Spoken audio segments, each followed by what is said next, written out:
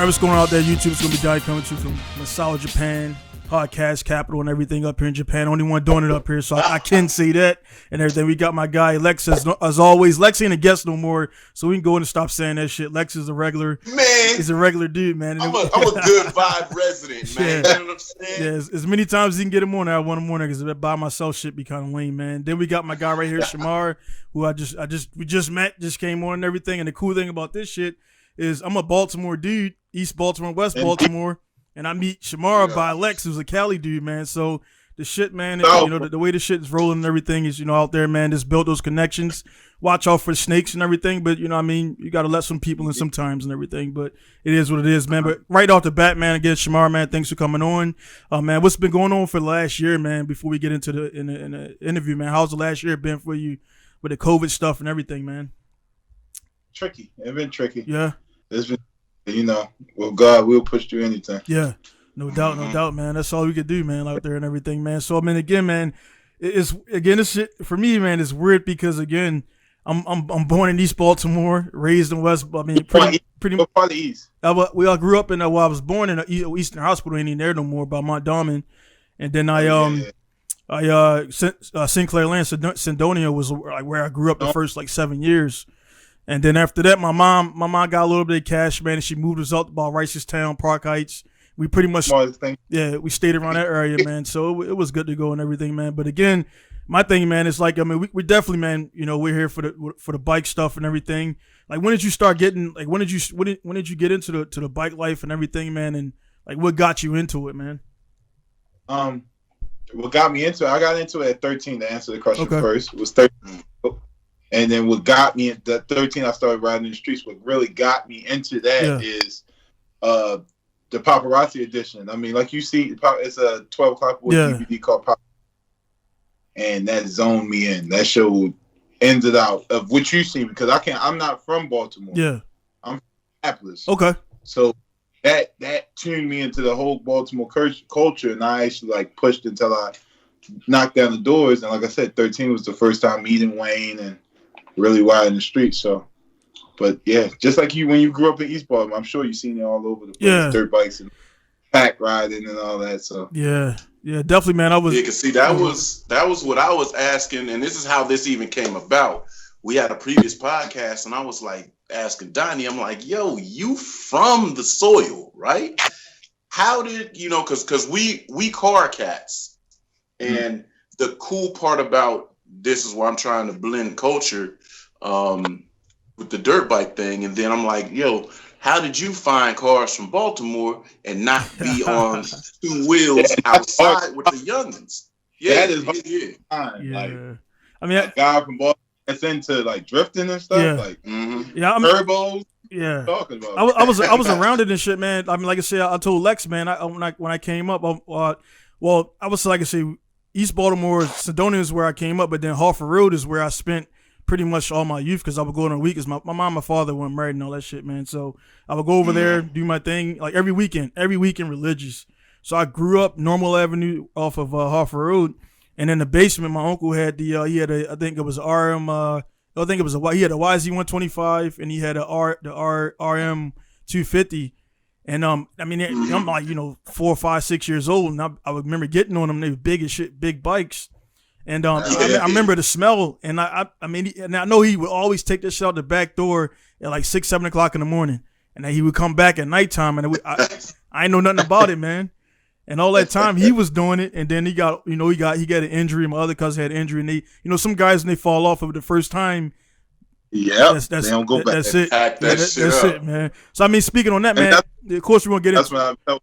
Go. You gotta fall first before you what I mean? Yeah. Before you say, fall, and then we'll see. Yeah, because I know we'll definitely get into your injury, man, and everything. But I know every guy out there who's into it, they've all the guys who are nice, they've all fell, man. So they've all fell multiple times, man. So and everything. Hell yeah. You got to sign up. Yeah. Here's a question I wanted to know, right? Because I fell into watching the YouTube shit with my son, because we was born in the 80s, where we kind of, there's the phrase, the latchkey kids. We were outside at a young age. We wouldn't come home till the street lights came on or till you knew your mama was about to come home, shit like that, right? So when I'm watching all these joints on YouTube, y'all starting yay high to a fly, right? How the hell was you able to get out, get about with the freedom, jump on the bikes and be out all night? Like, how did that work for you? At 13, same way like you just said, you got to sneak past your parents. You know what I mean? I had a Banshee. I had a Banshee back then. I was a fool. Okay. My dad used to take his truck and box it into the garage door, so I can't get past it.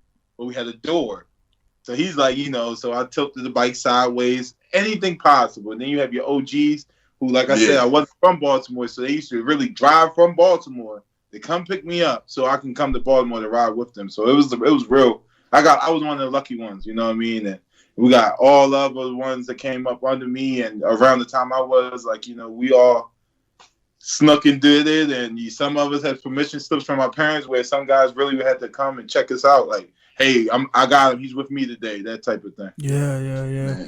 I seen Lex got me on to Let's Take a Ride with Wayne and Shay, and I binged them all while I was in my car shop, and I remember Chino being on and saying the same thing, like they would come like Wayne, like he with me, and they had to sign him out and everything, man, and that's like, and the thing about it, man, this just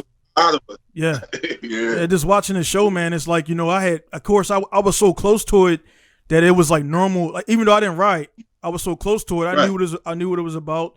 And I knew the people who did it, man. So, like, on the outside, it's like the dudes be out there like, oh, man, everything is stolen and all this and this and all, and take it to the trails and all this shit. I'm like, dude, if the trails were available, trust me, it would be on the trails. Bro. Come on, man. Just like, that's why I was talking to Alexa about it. It's so much compatible to drifting. Yeah.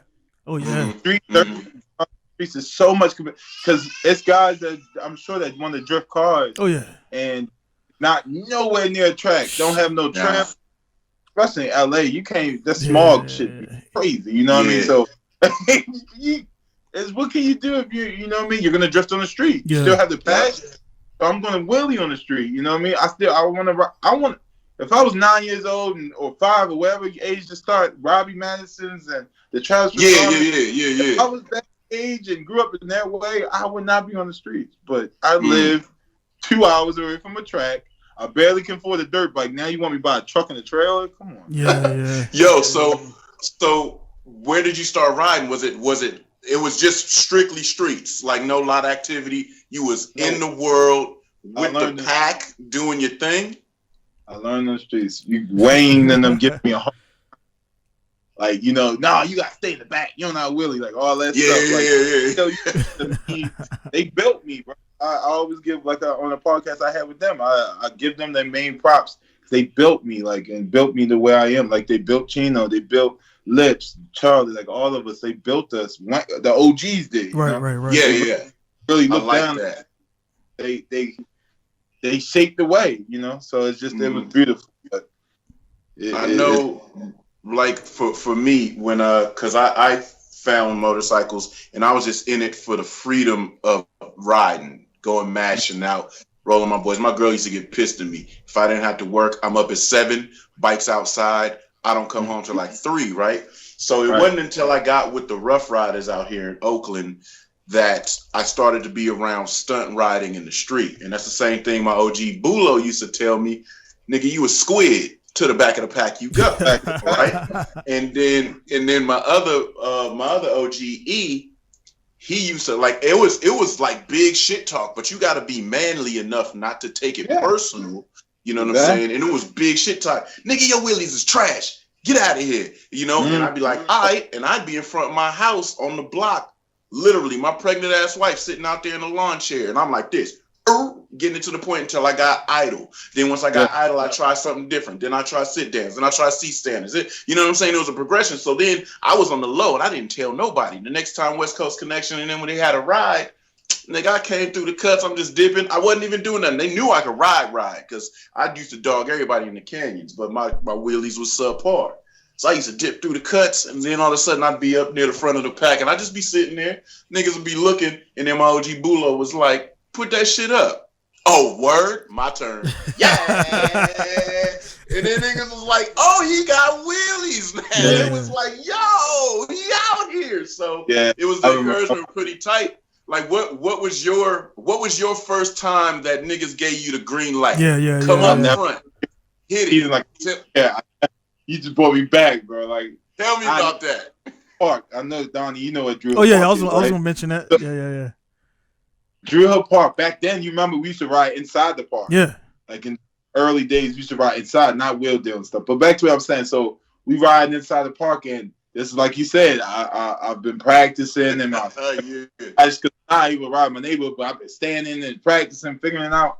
And that one day, like I don't know, I guess Wayne and Pee Wee and everybody was looking at me, and Wayne came down, was like, "You got it." And I'm like, "What?" He's like, "You got it now." He's like, "Yeah, you got it now." And he started talking.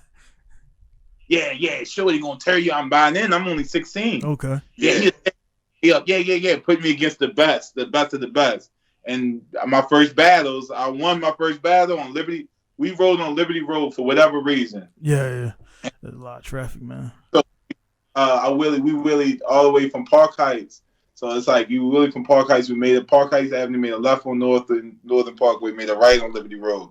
So a good 5-6 miles of just turning though. And that's I got that count. Yeah, it was different. But, and that's what I got a question on too, because I'm like I said, I just watched all of Let's Take a Ride and everything, and that's the thing, like the battles and everything, man. How's the battles like how did like I mean without giving out too much details, man? How do the battles normally start up and everything, man? So of course, lately, no battles been going on because now. This is the trend down. People are like, oh, Lex, I want to call Lex on the motorcycle. Lex, yeah, I could really long than you. Lex responds, all right, cool. We're going to bet $100 million on it. Yeah, I know that. I'm not betting you $100 million. So, person who worked hard their ass off to get a bike, they can't afford to bet. And they're not about to bet their bike. So the battle just been last battle that was like, for money was Chino battle, and that was what when he was 15, so that was like 10 years ago. Oh, really? So that was the last battle that was like literally a battle for money. But now Wayne and a lot of us brought back the egg battle thing. Like that shit is hilarious. Tell people what this egg battle is, because that's hilarious. Me and Lex, egg battle Lex, and me and Lex will go at it, and we'll wheelie whoever the distance is, distant wheelie, not time. Can hold the wheelie up the longest as far as time, who can go furthest in the distance. Lex can put in the 6th gear and go fast as he can. But if I don't make his marker, then I have to walk in a carton of eggs. 6 eggs in one foot, 6 eggs in another foot. And you have to walk until they crack. And man. And you got to ride the rest of the time being like that. So it's more of a, but it's a good laugh, though. It's a good laugh.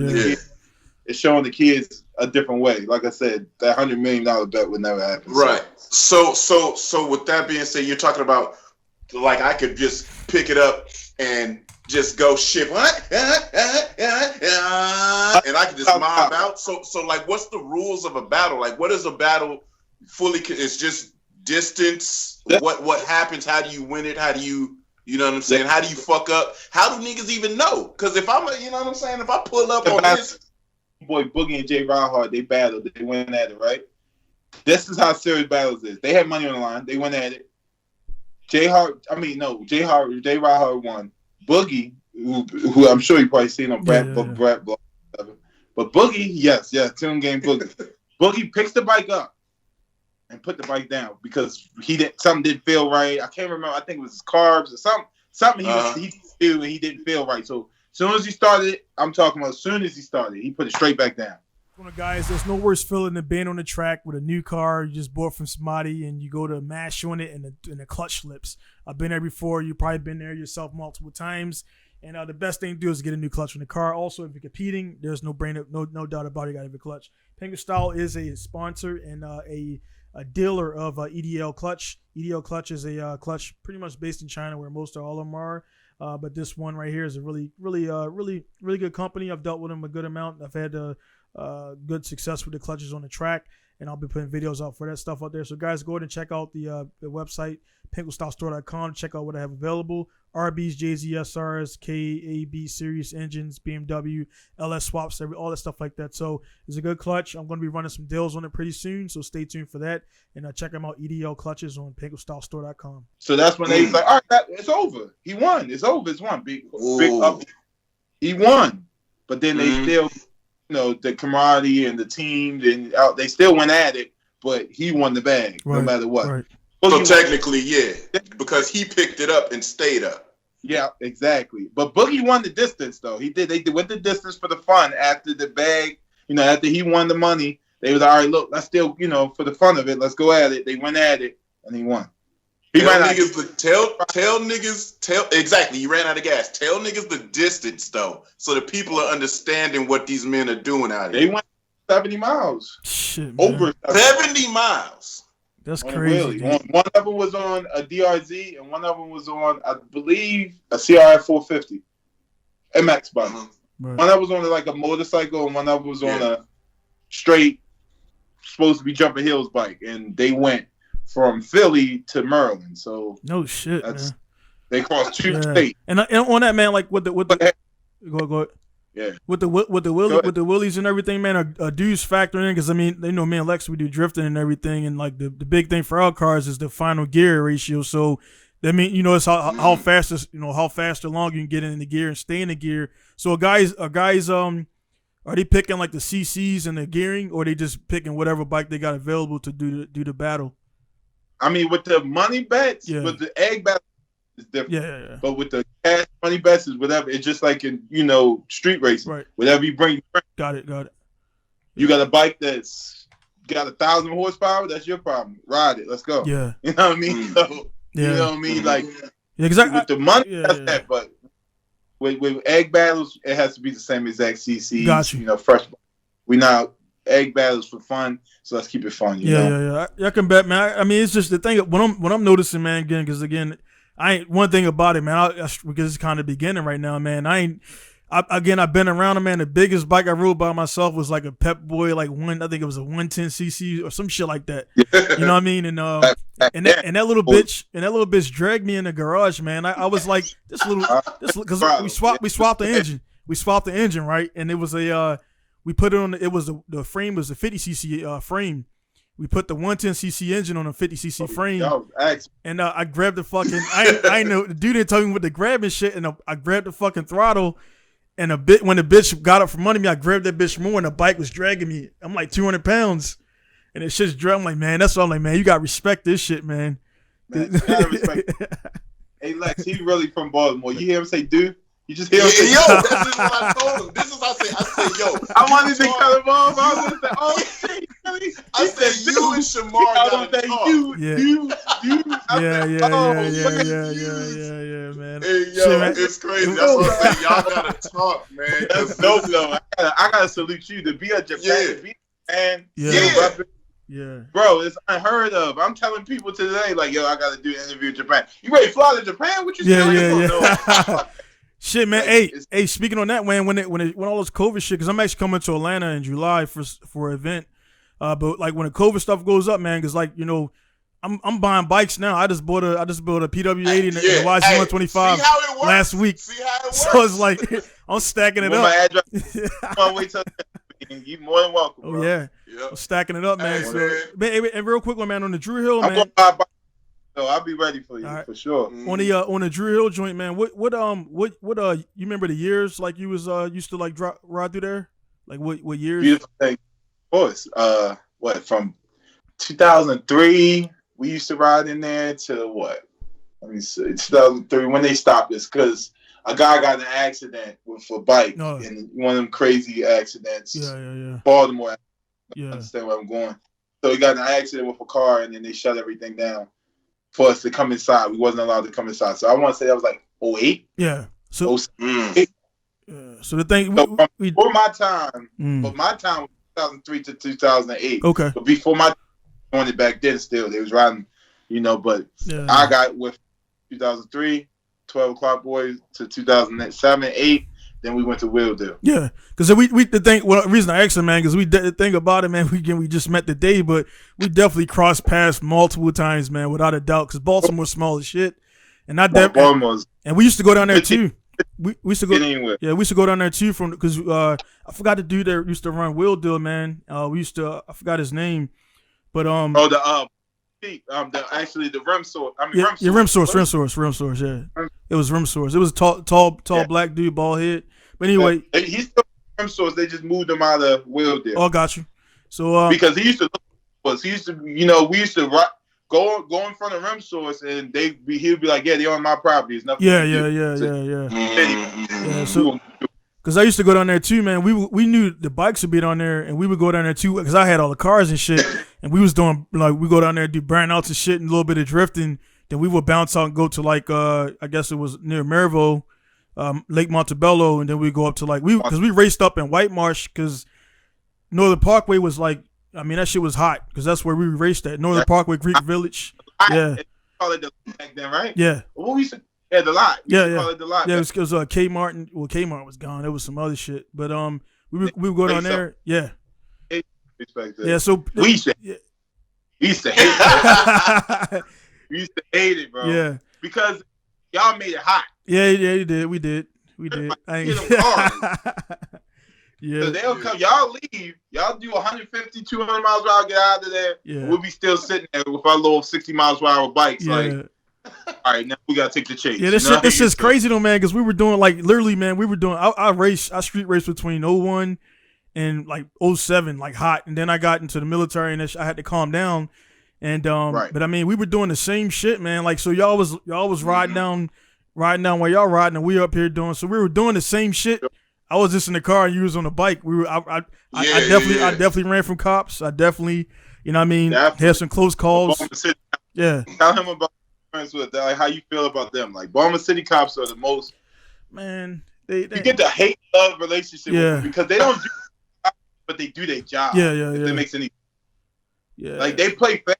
They really, if they don't catch you, they ain't gonna knock on your door. They want to catch you. Yeah. So, they just gonna catch you in the street. The thing is, the thing is, most of those cats, we knew, I know, I went to school with that dude. That dude's my boy's uncle, and it's so we know the dude. So it's you know what I mean? But then you got the guys who be trying to act out and impress the white guys and shit. And it's it is what it is. And then, but we spent more time in the county, so we got messed with by everybody. And out being a black dude, a bunch of black guys in the county, we already was fucking counted out because we, you know what I'm saying? So we had that shit and the regular car dudes man, y'all where the Caprices at, where the Dunks at, that's from Florida. That's from Florida shit. Yeah, yeah, man.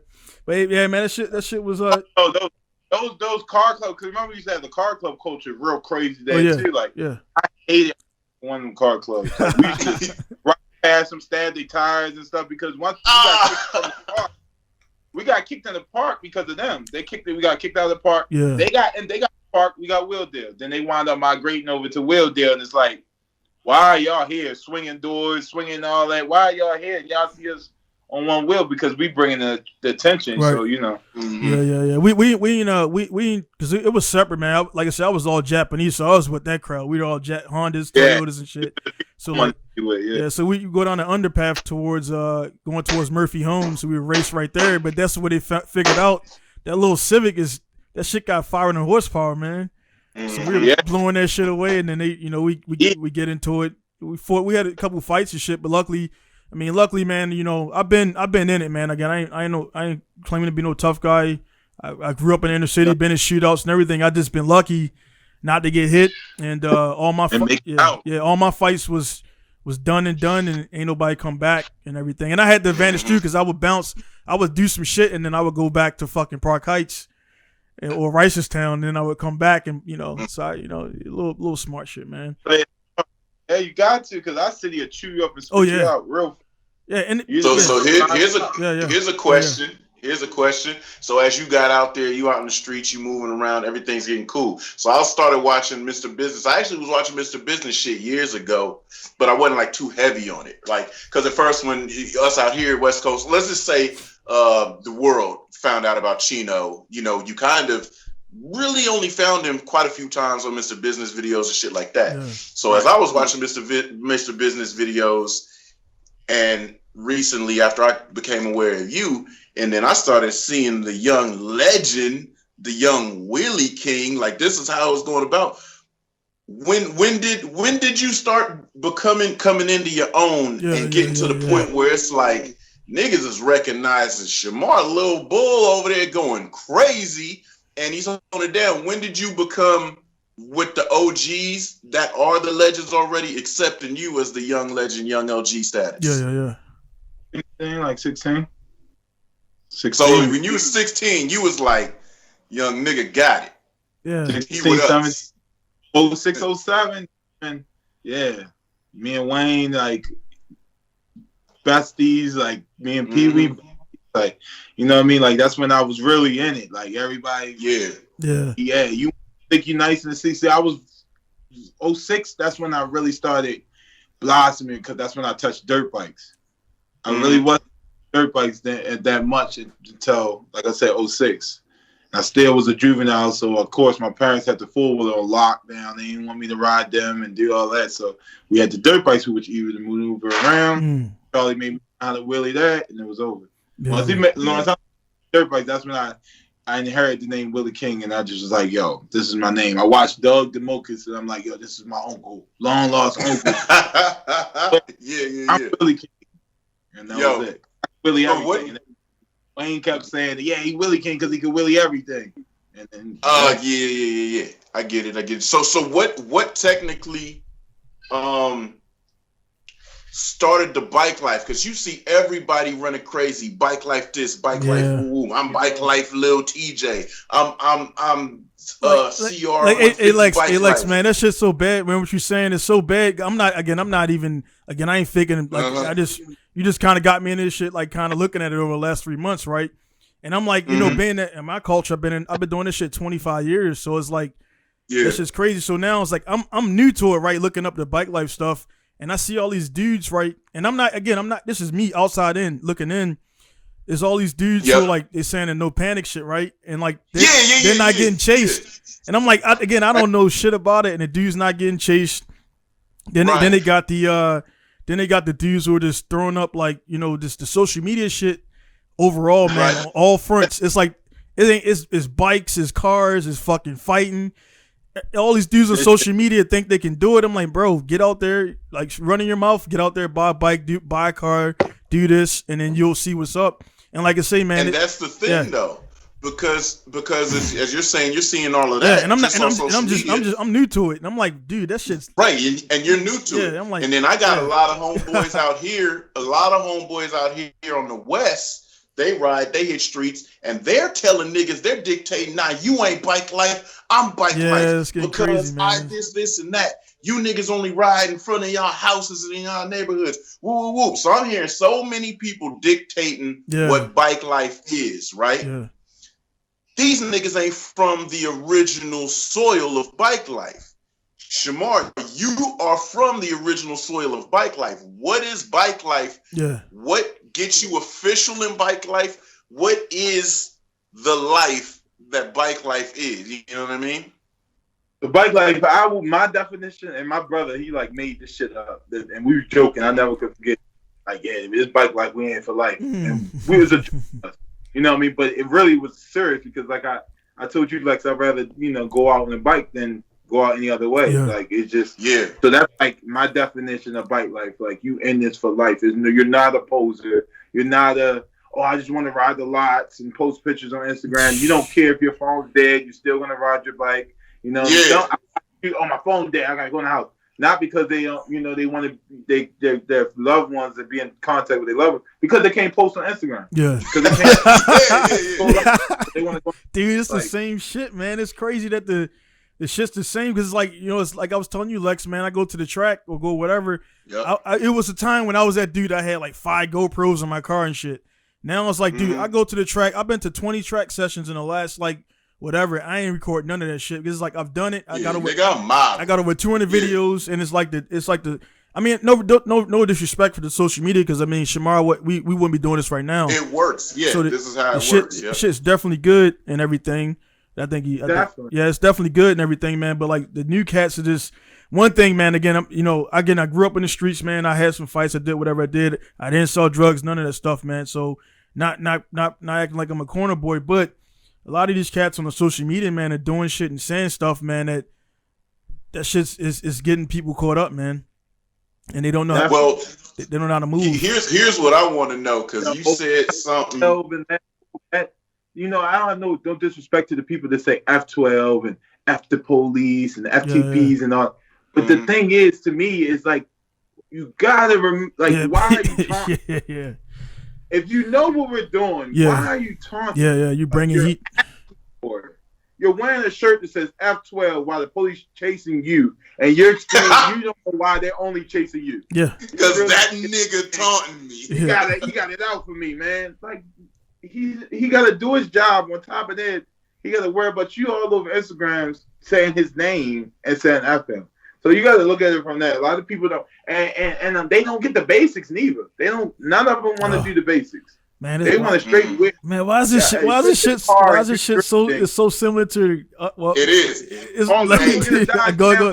Like, no. Hey, this is perfect. This is perfect. So I gotta have you touch on this because this is something I was working with my son with today. Because my son's he's been riding, but I just never let him break out, and I want him to drop my shit and all of this extra stuff at random. But now he has his own shit and he can go do his thing. And I'm telling him, and it's the same with cars. My nigga, get the basics down pat. Hill starts, the stop starts, this, how to initiate it. This ain't gotta be your final drift, so it ain't gotta be your best. Same thing with the wheelies. When me and my boys was learning, it was like, this ain't your last wheelie, nigga. Get the wheelie up, get it comfortable. If you lose it, set it down, restart again, right? But the part that you said, it's not just the wheelies, it's the basics. And this goes into what I want you to answer. Why is it important to not just be able to wheelie, but really ride them motherfuckers? Because you said, see, I'm from Cali, right? Nigga, the police get on us, we look at him. That nigga don't want it because we on the freeway 9 times out of 10, or we're really close to the freeway. And it's like, boom, boom, boom, burn that nigga up, he gone. 20, 30 seconds a minute. So it's a whole different world once you're on that dirt bike, because that dirt bike never going to do what that motorcycle do. That motorcycle out the store going to do 150, 160 if you get the right bike. Yeah. Dirt bike, you're doing max 60. You know what I mean? The max. 450, you're doing what, 70, 80 if? So. And how them police give it up though? They on your ass. I'm not about to get in a chase on high speed. Lose their life, lose their limbs, lose their body. Doing that, like, that's not smart. You're not outrunning the car. And some people don't have the common sense to know, like, the experience. Common sense is built off experience. Right. They don't know, like, okay, cool, I don't need to leave first gear. For what? I'm never leaving first gear. I don't care. You can have SWAT on me. Whatever. I'm on the third. I'm going to be able to go places they can't go. I can turn this thing around. I can spin it around, keep doing circles. So it's so much important to learn the fundamentals and learn how to spin that bike around, learn how to start on a hill. Because when you between two parked cars and the cop roll up, what you gonna do? You gotta know what you gotta know what to do. You gotta practice that to log it in that bank, that common sense bank, so it can, blossom when it needs to be. When the police run out and they jump out, you're not just looking like, oh man, what to do is you gotta have instincts. And the police jump out shit is real. One day I was watching you live. And you was chilling out. That video. That shit was crazy. I'll throw it in there. Yo, I'm going to send it to Donnie. Yeah, send it. I'm going to send it to Donnie. Send it to me. I can mix it in. You was watching it live, right? Yeah. And I just knew something was going to go on, so I just started hitting screen record. You know how eerie it was? It was like quiet. And then my little nephew was like, here they come. And I'm like, he took off running. I'm like, what are you running for? They're going after them. And like literally, like, jumping out the cars, running full speed. Those were sergeants. Those was lieutenants. That shit was a movie, kid. I'm dying laughing. My wife was like, what did you laughing at? Lieutenants, red stripes, lieutenants. Like, oh, come on, brother. Hey, yo, just to set the scene for y'all, I'm going to send it to Donnie. Donnie going to put it up. He can put it up right here. Yeah. These niggas was chilling. Everybody wheeling up. Love. Shamar even jump on a bike, get him a couple off, pull up, dropped off, let his partner get back on the bike, he back on the live. Literally, police cars roll in force, pull up. I'm talking about park and get out, full sprint, nigga, like this. You know what I mean? Running after niggas, reaching, trying to grab niggas, and just, it was crazy. It's something like, if you had to put it in a movie, that would have went in real perfect with an action movie. For but sure. You're looking at real life. But and that's if that, Donnie, you know. It's a little bit about like New York cops, but they ain't got the reputation, so they gonna go in. Yeah. They bring New York cops to Baltimore. Yeah. So they give you that aspect. New York cops is the worst cops ever, and they bring them to Baltimore, and yeah, they catch you. Bro, I can show you bruises on my back from ass whooping they gave me from catching me on the bike. I had a cop one time jump off his motorcycle. He was on an XR 660 or 600 or whatever. Jumped off his bike, his police bike, and jumped on the back of my bike with me and slammed me to the ground. No shit. I'm 8'5". Like, I'm riding next to him. Like, what are you gonna do? Like, show enough. That nigga said, "Oh." That's how serious it is. Yeah. It's not I wish it was. That's how serious it is. It gets crazy. Yeah, man. I'll mix it in. I'll mix it on a post production, Lex. But yeah, man, that's crazy right there, man. Then like going from that, like you say, you said dudes like giving you a little beat down and stuff like that, man. Like because we brought it up in the beginning, man. Like with the injury and stuff like that, man. For you, like before your big injury on the set, and I definitely want to talk about that. Like how was it for you, man? Like how many times did you? Because I'm saying this more so for the dudes who watch and who want to get into it.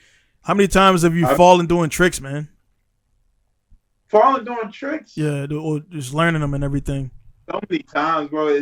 They never stuck out. Yeah. You know what I mean? I agree with that. Yeah. So many times it's just like, man, I felt trying to touch the ground. Oh, okay, get up. Yeah. I felt trying to touch the ground, scraping. I mean, I felt standing on the handlebars, like the trick everybody's doing, standing on the four wheeler with the 1 foot up, and I decided to put the other foot back on so I could be, mounting and take my hand off. I go to take my hand off, and my foot hit the key. Turn the key off. Killed it. Yeah. Shit. I'm on the handlebars, standing up, feeling. I go under the bike. So It's been times where I go through all these crashes, but the memorable thing is, to be honest, is when I get hit by cars. Mm. Bro, I got hit by a car before. Oh, I remember I got hit by a Honda Accord, a blue Honda Accord, a green Mountain. Everything. I got hit by an MTA bus. God damn. A tow truck. So it's just like, yo, come on. Cop cars, like two times I got hit by 2 police cars. So it's those the memorable things, because they hurt the most. But falling, I mean, the control falls, they don't hurt. So yeah, man, bringing it up, man. Like before, like Lex, it'll be like that, like you say, all the falls, all the cops, all this stuff, and then like you still all that shit, man, mixed up, and then you still doing it, man. That means like you're about it. Bike life. Yeah. And then you got the dudes again, like I said, in our world, man. Like the first time, like Lex said, the dudes will build up the cars, they'll do this and that. They got their first crash and you never see them again. And like us, we'll crash, we'll shake that shit off and come right back around wide out. Some dudes don't even need to fall themselves. They can watch someone else fall. Yeah. They give it up. That easy. Man. I mean, it's a crazy thing. I mean, it's nothing to be. Yeah. I appreciate the guys to be like, it's not for me. I respect them more than respect the guys who be like, nah. Faking like it's for them, but knowing that it's not for them, but they're doing it, like I said, for, I'm going to get Instagram, or I'll get females, I get attention, or whatever the case might be. Yeah. That's all it is now. People just want attention from them. Yeah. Speaking on that, man, real quick, the like one thing too, man, again, because like I said, in the last 3 or 4 weeks got me on it. I noticed because I, like, honestly, man, I like M Boogie and all those Brap and all those guys, they got the vlog channels, and it's like that seemed like this thing now the dudes are doing, and it's YouTube is YouTube. They're not gonna, as long as you ain't killing nobody on there, you'll let you post whatever. Like, how you feel about the blogs and everything, and like the showing the ride outs and stuff like that, man. What's your opinion on that stuff? It's dumb. Yeah.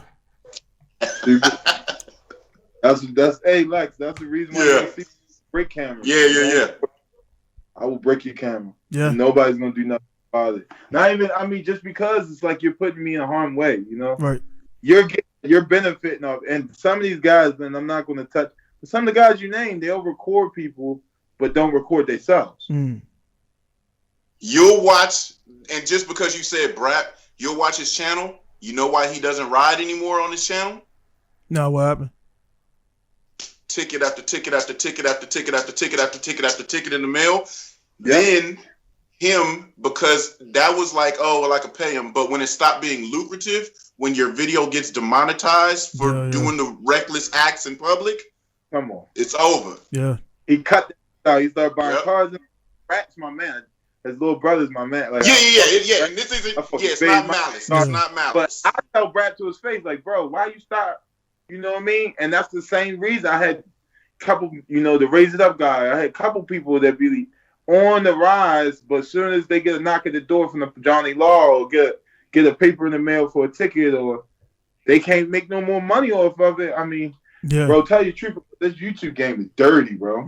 Yeah, like, hey, guys, I learned from a mistake. I wasn't always like, no, don't record me. I was all up in the camera when I was young. Like, because I mean, y'all thinking they make money off of it. And y'all got it's like the car and the bikes is like your face. So the dudes, the local cops, the cops that are chasing you are the same dudes. That's their route.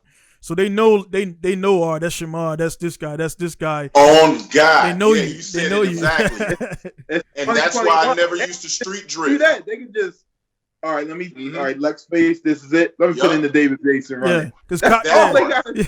They making it easy, man. Because I was street drifting back in 07 when I first started to like really, I fucked around with it a little bit in 05-ish, but then I got on the bikes real heavy. Yeah. And then I got back to the cars, and I was street drifting in 07, and I was really trying to figure it out. But I never put my car myself, like put those type of videos up. And the reason I didn't was because back when I was younger and all I used to do was mash. I used to mash everywhere. We could say, let's go to Burger King. I'm going at 180 miles an hour. I'm just moving, right? So I'm doing it pushing, and every cop in my area, that Silver RX-7, he cuz on 41st Street. Yeah, has he ran from you this week? Man, that nigga killed me the other week, right? So they said, okay, and then they just started getting a tally. Oh, so he a runner, like a real runner. Yeah. Okay, this tall nigga that was working the beat, he rolled up to my door 6:35 in the morning, but I never forget it. Nigga came to the door like this. The authority that police knock with the LA shit, man, right there. Right? And so I'm like, what the fuck? And my brother was in the kitchen. My brother's in the kitchen making some breakfast or something. He said, hey, cuz, police at the door. I'm like, huh? He said, police at the door. So me, old, big, young, dumb, cocky motherfucker, I walk downstairs and I'm like, what's shaking? And he like, hey, man. He's looking back at my car. He said, you better knock that shit off. And I'm like, what the fuck are you talking about? And he's like, look, man, all that running and shit, that's fine. Your car's fast. We get it. You think you could drive. We get it. But I'm not going to chase you no more. And nobody else in the apartment's going to chase you no more. You run from us again, I'm coming to your house just like I am right now. And I'm about to cuff you up and I'm taking that goddamn car. You understand me? And I thought, still thinking I'm witty. Nigga, they didn't stop making gray RX-7s when they made mine, nigga. Fuck wrong with you. Right? He said, yeah, all right, nigga. And he left. Literally, yeah, all right, nigga. He was a tall black dude. Yeah, all right, nigga. And he bounced. And I looked at my brother. My brother said, boy, you better cut that shit out. And that's how I found racetracks. Because I was like, these niggas ain't taking my shit. There's so many people that get that warning and be like, nah, fuck them. There's so many RX-7s that silver, man. Look at the stats. Look how many made. Put my interior too. Like, nigga, he's giving you a warning. And I took it just like that. That nigga just gave me the olive branch and said, quit playing. And I was like, all right, cool. And then it was funny because then when I started stunting with the motorcycle, but I'm stunting in front of my house, then we go places, I would go elsewhere. The force knew. And by that time, one of my partners I went to high school with, he was RPD, he was police. So he come by and he tell me, yeah, man, they say this. Keep it in front of your house. Don't wild out. Don't do like you do the cars. They let you live. You good with that? I said, I'm good. You gonna let me have my block? They say, you can have your block. Just don't. If people call in, complain, if there's a traffic accident or anything weird because of you, we coming down on you. Don't do nothing to get yourself in trouble. You understand? Yeah. That's all I had to hear. Them niggas let me live. Yeah. They let me live, cuz I was like, cool. I used to throw block parties with no permits. I'm talking about the whole street blocked off. Motorcycles all up this side of the street. Cars all up on this side of the street. People in the middle of the street. Cops would just drive by. That's Lex. Because respect. It got to the point where it was cool, and I understood. You know what? Because see, I policed my block. My block is bad for dope and this and that. But nigga, because I'm super active, I always had it cracking on the block. I kept that kind of shit away. And it was a give or take. Yeah, he doing dumb, wild shit, but he's keeping that whole area of the South Side cool. Oh yeah. Let him live. And it was just like that. It was something like, you know what I'm saying? I took that as it's how niggas say less, say no more. You know what I mean? Right. I got you. Like I fully understand, my nigga. Yeah. You ain't gotta say nothing else. Yeah. Hey man, Shamar, speaking on that, man, like I said, that right there, man, it's real. I've gotten a few visits here in Japan, because Japan was before I get into the car shit. Japan, like, you ever heard of they had a bike gang from like the 60s up until like the Bozozoku shit. Gang. Yeah. So that shit, I mean, I'm talking about 200, 300 bikes every night, like every night. And with each other. Yeah. And the thing about the bike gangs, they would actually, I met a guy the other day, and he was like, yeah, we used to fight each other and shit. So they were getting in trouble more because they would battle each other, like battles, like fight, like because in Japan, actually, like I got one right here. I got the so they got the katanas and shit. So they got they don't do guns over here. They got knives and shit, man. So it's a real katana, by the way. Yeah, it's a real one. They just roll up. So they slash. They cut dudes up. They do whatever. And the one guy, like I was watching one, they drag him behind a bike. That's so much brutal, bro. Yeah. Like, I mean, no, Japanese get it. I mean, it's a nice country, man, but they with a sword. That's why I got a katana because I can't have a gun here and shit. So dude coming a lot, I got to slice him up and shit. But yeah, man, like speaking on that, man, like the YouTube shit, going into the stuff again, like, definitely want to talk about your Hollywood experience and the stunt stuff like that, man. I didn't want to like talk about that right away, but yeah, man, what was your transition?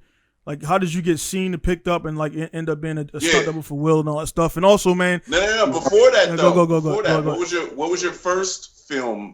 That's what I was going to ask. Do you want to go back? Yeah, man. What was your very beginning? Yeah, go back. Yeah, what was the first time they said this nigga needs to be in a film? Yeah. All right. Damn, that was Wayne though. Okay. Wayne. They didn't even meet us. Wayne picked 10 niggas from the city, 10 of the top riders from the city, and I was one of them. Thank God. And he was like, "Look, we ready to do a movie." I mean, what movie? It's just a movie. Yeah. All right, script. All right, cool. Look at the script. The script is the fucking Charm City. Okay. I'm like,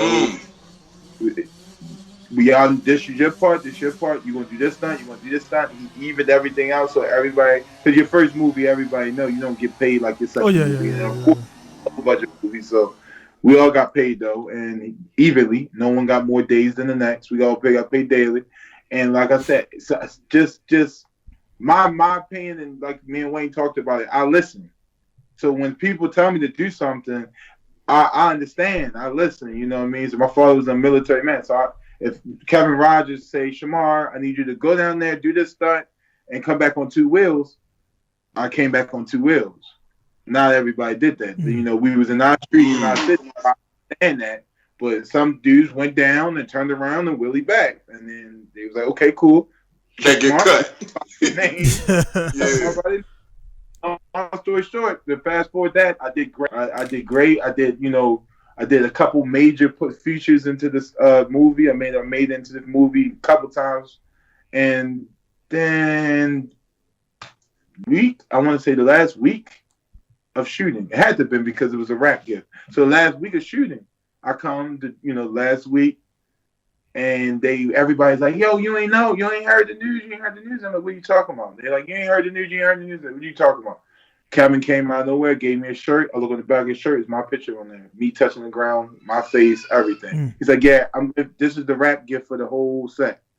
So everybody in this set, it didn't. Oh, it didn't, you got the shirt. So it didn't dawn on me then. It didn't dawn on me then that everybody's getting a shirt. So all these people are, already SAG, they're in the union. They're gonna branch out with this shirt and go wherever else. Somebody wanted Bad Boys. Your face travels. Somebody went on Bad Boys 3, and Will and his team, they looked at that picture and was like, "Whoa, that's blood from Charm City." Yeah, he's black. He's got all these white boys to act like black boys, and here's a black boy with no helmet on, touching the ground. Then get him out here. Yeah. They called me 2 days. So the Charm City Rat, they called me 2 days before my flight. So I'm like, they called me and they was like, "Yo, email me." I'm sorry. They emailed me. They called me. They emailed me. Send a face shot. Send a shot with no shirt on. Do 100 push-ups and take a picture. All types of weird shit. So, boom. So Kenji Doughty, he was my handler or whatever. So he's the one asked me to do all these pictures and stuff. So I'm like, man, this is a fraud, yo. You know what I mean? It's like they not telling me what movie it's for. It's a fraud. 2 days later, they was like, "All right, this your flight, your itinerary, this your flight information, blah blah blah. Who else you bringing?" I'm like, "Man, I ain't bringing nobody. I paid for my own mom ticket out of my money, and I'm like, I ain't bringing nobody." They pulled up. I wasn't even there when they pulled up with the car service.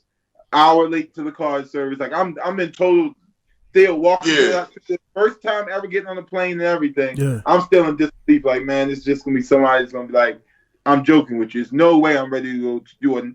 Just wrapped the movie last week, and I'm ready to go do another one. This is no way. Yo, so hold on, because that's crazy, because this is like big Hollywood shit, right? But to show how full circle this whole experience was, Charm City Kings was about what current motorcycle type of, it's a movie, but it's your area. Kids.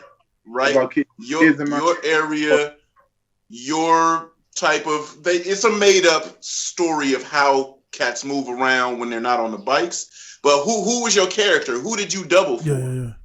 I doubled for two people. I doubled for Meek Mill, the rapper, and I doubled for the fuck was that? No, I didn't do Chino. But I did do Chinos, but it didn't make the movie. I doubled for Chino, but it didn't make the movie. Chino wanted to double for himself, so that's my friend, so I'm not up his boundaries, so that type of thing. Even though I know he got scrutinized for doing that because of course production don't play that. You're an actor. You're not going to be an actor. Yeah, that's what people don't understand. That's what got Jackie Chan up out of here. Yeah. Because he used to do his own shit, fucking up the insurance through the roof, shit crazy. Yeah, you got 2 weeks for you to heal to shoot again. Yeah. You know what I mean? So they straight saying like, look, you're an actor. And Chino was rebellious. I mean, he has his reasons. Yeah, so. But now look at full circle. So that movie's produced by Overbrook. Overbrook is who's Overbrook? Will Smith and Jada's production company. Yes, the next movie that you're on is a Will Smith feature movie. He sees a face on his shirt and says, "Hold up, Young Blood was in my motherfucking hold up, man. Get cuz here." So now the car pull up and you like, nigga, this is outrageous cat. What the fuck going on? So then how does this even? I'm in a car service, and then as soon as I get in that car service, my email's just going crazy. Scripts, you know what I mean? This, and this. And then that's when I was found out that was for Bad Boys. But I'm still thinking like, okay, cool, I'm going to do Bad Boys. Yeah, it's crazy. I'm hyped. But I'm still thinking like I'm just ready to do, the same thing I did for the last movie. Yeah. You do stuff for other people, but I mainly did my own stunts, like background stunts, I cannot remember the name of it, but I'm doing basically like background stunts. So I'm like, all right, get there.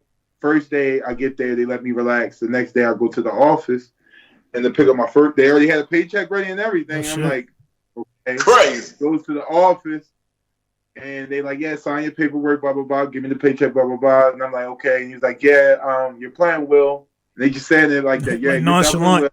Like that shit, like this like, big of an ordeal, right? Yeah, you're doubling Will throughout the whole movie, blah, blah, blah, blah, blah, blah. How tall are you? I'm 6'4". He's 6'3". Tell Will you're 6'3". I'm like, all right, cool. And he was like, all right, So I'm like, Will. So I turns around. When I turned around, literally I recorded it like so I can remember it. Like I turned around and you see my face, and then you see Will's face over top. Then you see Martin's face, and you see Stan Lee's face over top, like vice versa. And then it goes down the line, like where all the actors and stuff. And I'm like, yo, that's Will Smith. No way. Yeah. Straight call me, like, Mom, guess what? She's in the whole thing. They got with Will. She's like, no way. All right. But like, you know what I mean? I was amped for her. I was amped for my parents. Yeah, like, right. More, yeah.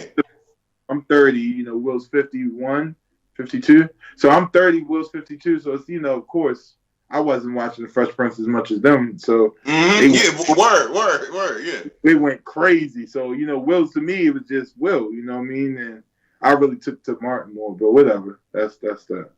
Yeah, he's a local cat to the area. Maryland, like, Maryland, just like, right. But now check it out though, right? So were you only there for vehicular or motor vehicle stunts? Like what did you? I did everything before. And now ain't that a fucking trip? Young nigga just out the hood, just out the hood, and you over here a non-trained stunt man, but you're doing real physical stunt man shit. Driving his Porsches, testing out handbrakes in the Porsches. I'm doing all types of stuff. Oh, you in our world? You 300 feet to the, doing all the jump because he's supposed to got shot off the helicopter and fall in the water. So we was testing that. I was rehearsing everything. They was running me like a dog. Yeah, so I was making that money. Yeah, man. How was the Cause I mean, I never been on a set like that, man. How was the, like, did it give you more respect for movies and shit? Like after you go through all that work and see it, like you see all the stuff behind the scenes? It gives me more respect for movies as far as like the making of movies. Right. I respect the craft services. I respect the makeup artists. I respect the design. I respect the, stunts. Without stunts, movies wouldn't be movies. Yeah. Right.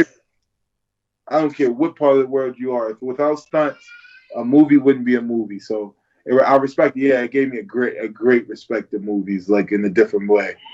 Yeah, cause see, I did this little punk. It ain't a punk. Yeah, I know. It was an amazing opportunity. Yeah. The movie just wasn't good, and I understand, like from your standpoint, while we're filming it and we're doing all the stunts, we're looking at each other like, "Hey, this shit might be cracking," because this is like what we're doing as drivers. This shit's going down. Like this is fun as shit. We ripping through the bridge with this and that, and it was funny because the directors, they had me there as an extra. Somebody's car didn't work, and I mean extra as in like film fodder, like them background people that cheer. Right. I cannot think of the name. Oh, you talking about that type extra? For me, yeah. Right. I know they have a specific name in the business, but I'm just saying just on general. Yeah. That was the name I was meant to say. I was a utility. And so like the B-roll that they were using for the intro of the movie, street race scenes, I did a lot of drag racing through different cars on that shit. So anyway, we get to the point of the movie and this car was being used, but by my homeboy, he was the stunt coordinator and he was the main driver for one of the main characters. So then they had to line up a race scene. My car keeps taking out all these people, and then they're like, we need one more, right? So they're like, yo, have him do it. So I pull up in my stock ass RX-8, but it was brand new at the time, new design, new style. Anyway, I'm lying neck to neck with this nigga, and so I'm like, hey, you only get one opportunity, right, to do shit. And this is my boy, so it's all fun. We looking side by side at each other. Boom, they flag us go. I launch hella hard. I'm a street racing nigga from the gate, right? So the launch was hella aggressive. Boom, boom, boom. We mobbing. My car was clearly beating the shit out of everybody else. Just this time, I got one. I beat my partner. They said, wait, hold on, run that one more time. We did it again. And so they're kind of like, oh, yo, you can drive. I'm like, yeah, I'm all right. They said, okay, well, stay on and let's do this one scene real quick. So we driving through this industrial spot, going over this bridge in Long Beach. And then we doing some drifting and some skidding. And they were like, wait, hold up, nigga. No, you can drive. I was like, yeah. That's why I tell them all the time, like, bro, you could be making so much money, bro. Like, I got into it late. Like, I know. I shouldn't even say that, right? Well, no, hey, man. Speaking on that shit, man. I was like this 2 weeks ago. I was in the market with my wife and shit, and I was like, dude, I got a car shop. I got cars. I'm good. You know what I'm saying? And I was like, hey, man, I'm in Japan, right? You know, I'm not an ugly nigga, right? So it's like, I'm like, hey, man, send some headshots down there to the model agency, because like she didn't get it. I'm like, dude, they want a black dude that's 230 pounds, whatever, with a mohawk, and I'm like, it'll be that thing. I'm like, just an extra, and so she thought I was joking, and so we got the pictures. I'm gonna send them out, and I'm like, dude, it ain't gonna hurt nothing to send this shit out to the model agency if they got a, you know how it works, Shamar. They got a listing 6'3", 6'4". 210. Yeah, they put you in, huh? Yeah, and I speak. I think what discouraged me, and I won't say what discouraged me, is because I was very flamboyant, like real cocky as a youngin'. Yeah. Talk shit to everybody, but I always proved it because I'm the younger brother and I'm the youngest cousin. So I'm the youngest sibling, period. And my cousins and everybody used to pillow fights. It was over for me. My ass was whooped all the time, right? So as I grew into something that I can do that I realized not many people could do, I wanted to be the best at it. Yeah. I don't have off days. I need to be on point. You tell me to do something one time, just like they did with the movie. I got to do it. I'm doing it. No practice. This is another run. You want me to run just to perfect whatever you've seen behind the lens. So I always wanted to be on point. And I think what had me, because I'm just not super persistent in that way, what had me almost like, oh, this could be something. We went to my wife and I went to a Brilliant Idiots podcast live shit. They did it in Frisco. Okay. I went there. So we did the after thing, the meet and greet. So it got to the point where I was really chilling with Charlamagne and Schultz. We just talking for a minute. We were kind of just holding up the line. Niggas was chilling. He said, nigga, you look like a diesel ass Corey Holcomb. I said, nigga, like, you know what I'm saying? Like, nigga, what? And so then I'm like, all right, cool. So we take some photos, but we're still kind of laughing and shit. But in my head, I said, I got my business card. I popped my business card. And again, it's not his fault. It's not like that. You got to understand how many people, they come across. So I popped it, boom. I drive, I ride, I do everything. If you ever work on something that you need driving talent or whatever, I got it. And that was just my only time I've ever shot a shot. Here's my card, took it, he's all cool. But, nothing ever happens. But now he's in a position to do something. But the nigga probably don't remember. But I'm just saying, like, I kind of, as I said, as I grew up as a kid, I wanted to do everything good because I said, man, I want to be a stunt man when I was little. And I swore that was my shit. That's like, kind of like, because I respond to every DM.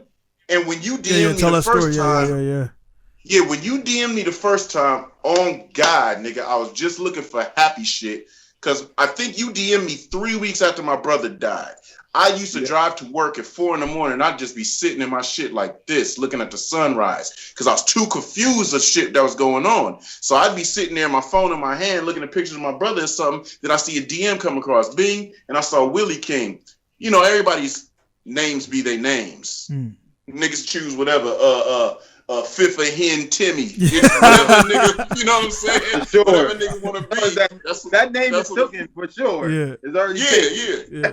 So I respond to all DMs even before my brother died, but I was responding to everybody DMs at that point too, because it was just like, I got to keep my mind clear. Whatever anybody talking about, I'm involved in that conversation. So I think I saw this nigga DM like mad early in the morning. It was before 7 because we started working at 7.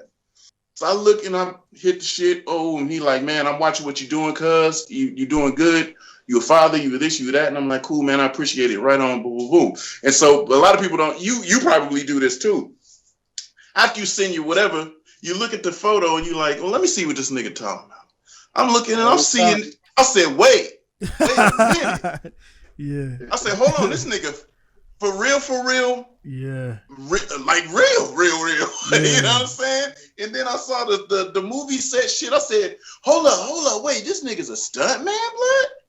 I was like, a real, oh, come on. So now I start hitting this nigga back. Hey, yo, like, what's, woo. And then he was hitting me back and shit. And I'm like, damn, I got to go to work. But I'm gonna hit this nigga back in a minute, though. Like, that's how he and I first got acquainted, because you never know, you know what I'm saying?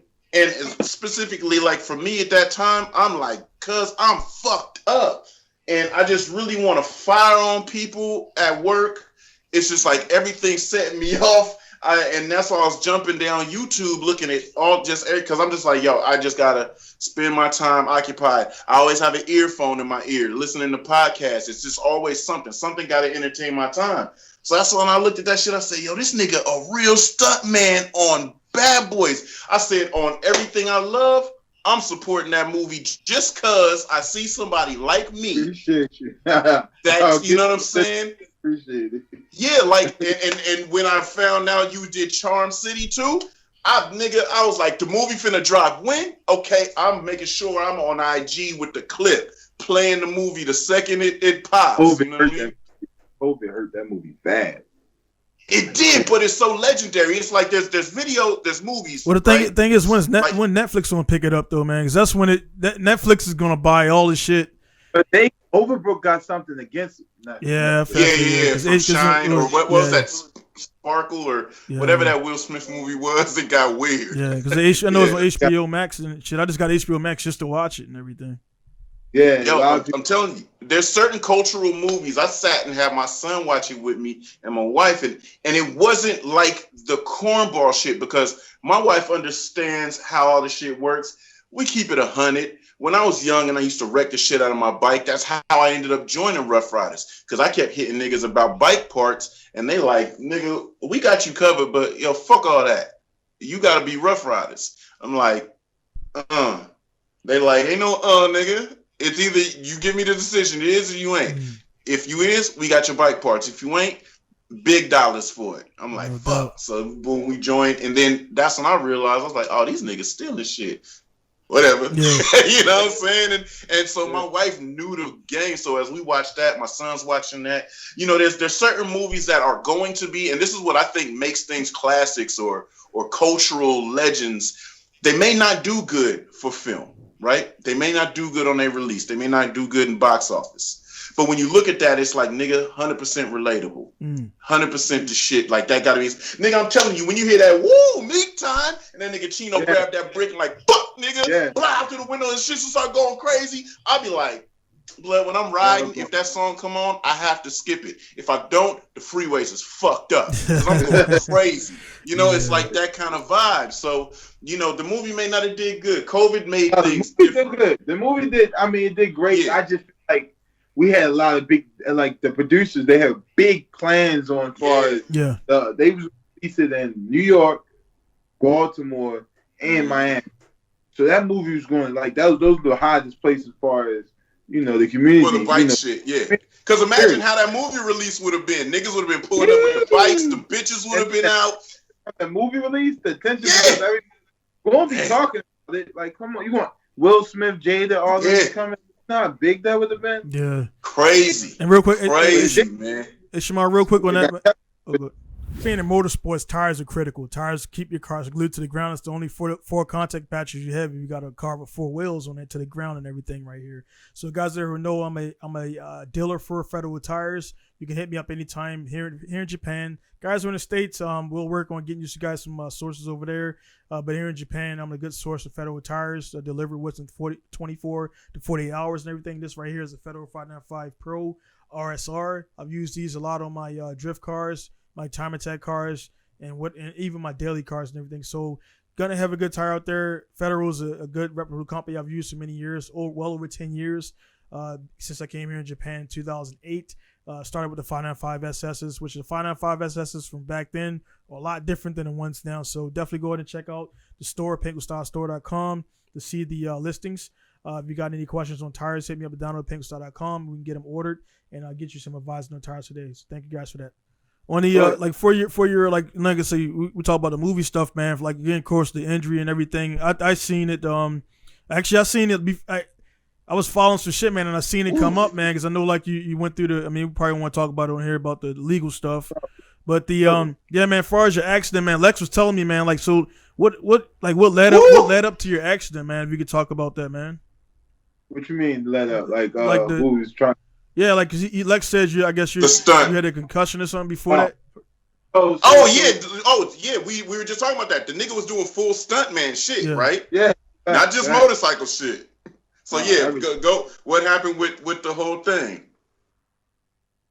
So we was practicing. So what the whole thing is, we was trying to get a Harley Davidson to do everything it's not supposed to do. Right. So I was surfing on the Harley Davidson, which like jumping on the handlebars, surfing, crashing into shit, all types of stuff. That Harley Davidson, I don't care who you are, I never seen no one stand on the handlebars. 1 foot on the handlebars, 1 foot on the seat on a Harley Davidson. So we was trying to do that, crash into the back of a trailer, rolling to the top of the trailer. Of course, the first doing that, listening to these names, they're aggressive. It's not aggressive, but I don't even say aggressive. It's intimidating because you got Jack Gill, Andy Gill. Mind you, these two guys I'm talking about, they're working on Black Panther 2 as we speak. Yeah. You know what I mean? Big time dudes. Like they stunt coordinators. They stunt coordinated all the Fast and Furious from 5 on up. Like these are big name guys. Like so, you got them to telling you what to do, and you got common sense. Like I'm the rookie, so no one's really listening. And that's what led me to, I believe, to get hurt because no one listened to the rookies this whole time.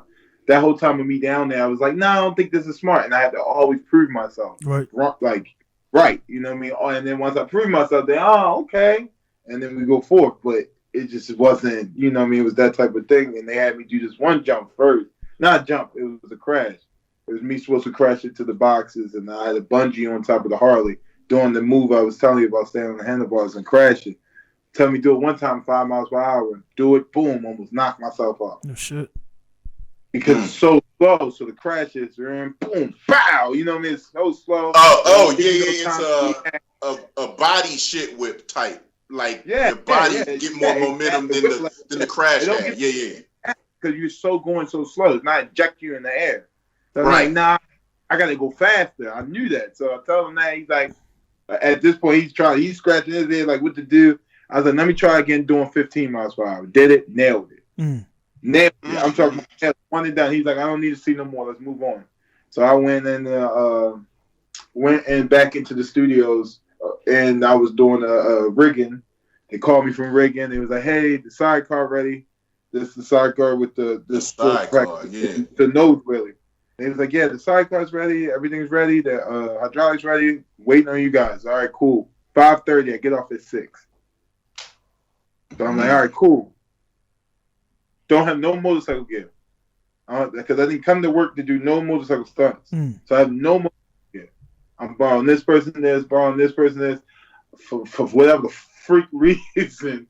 They give me Will Smith helmet, and I'm like, I don't want to wear his helmet. And he's like, no, it's brand new. You wore it once.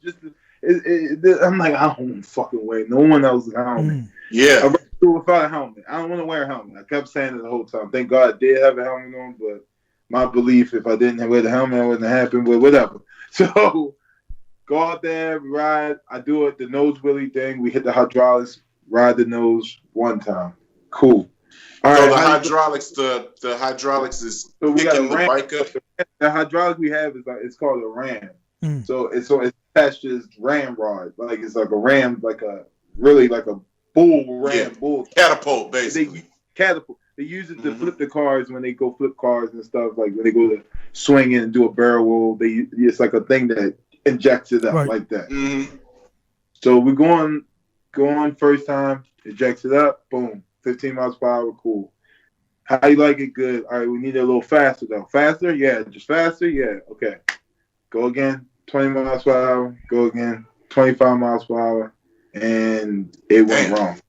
The 25 miles per hour went wrong.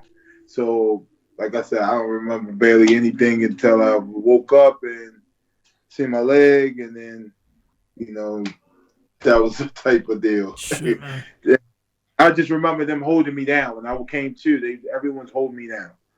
Like, I don't know why, but everybody's holding me down. So I'm cussing people out, you know what I mean? Telling them to get the hell off of me. Going crazy. They have it on video, but it's shameful. But I'm cussing people out, and then I just remember everybody remember when I seen my leg, I just got calm. And then everybody got scared.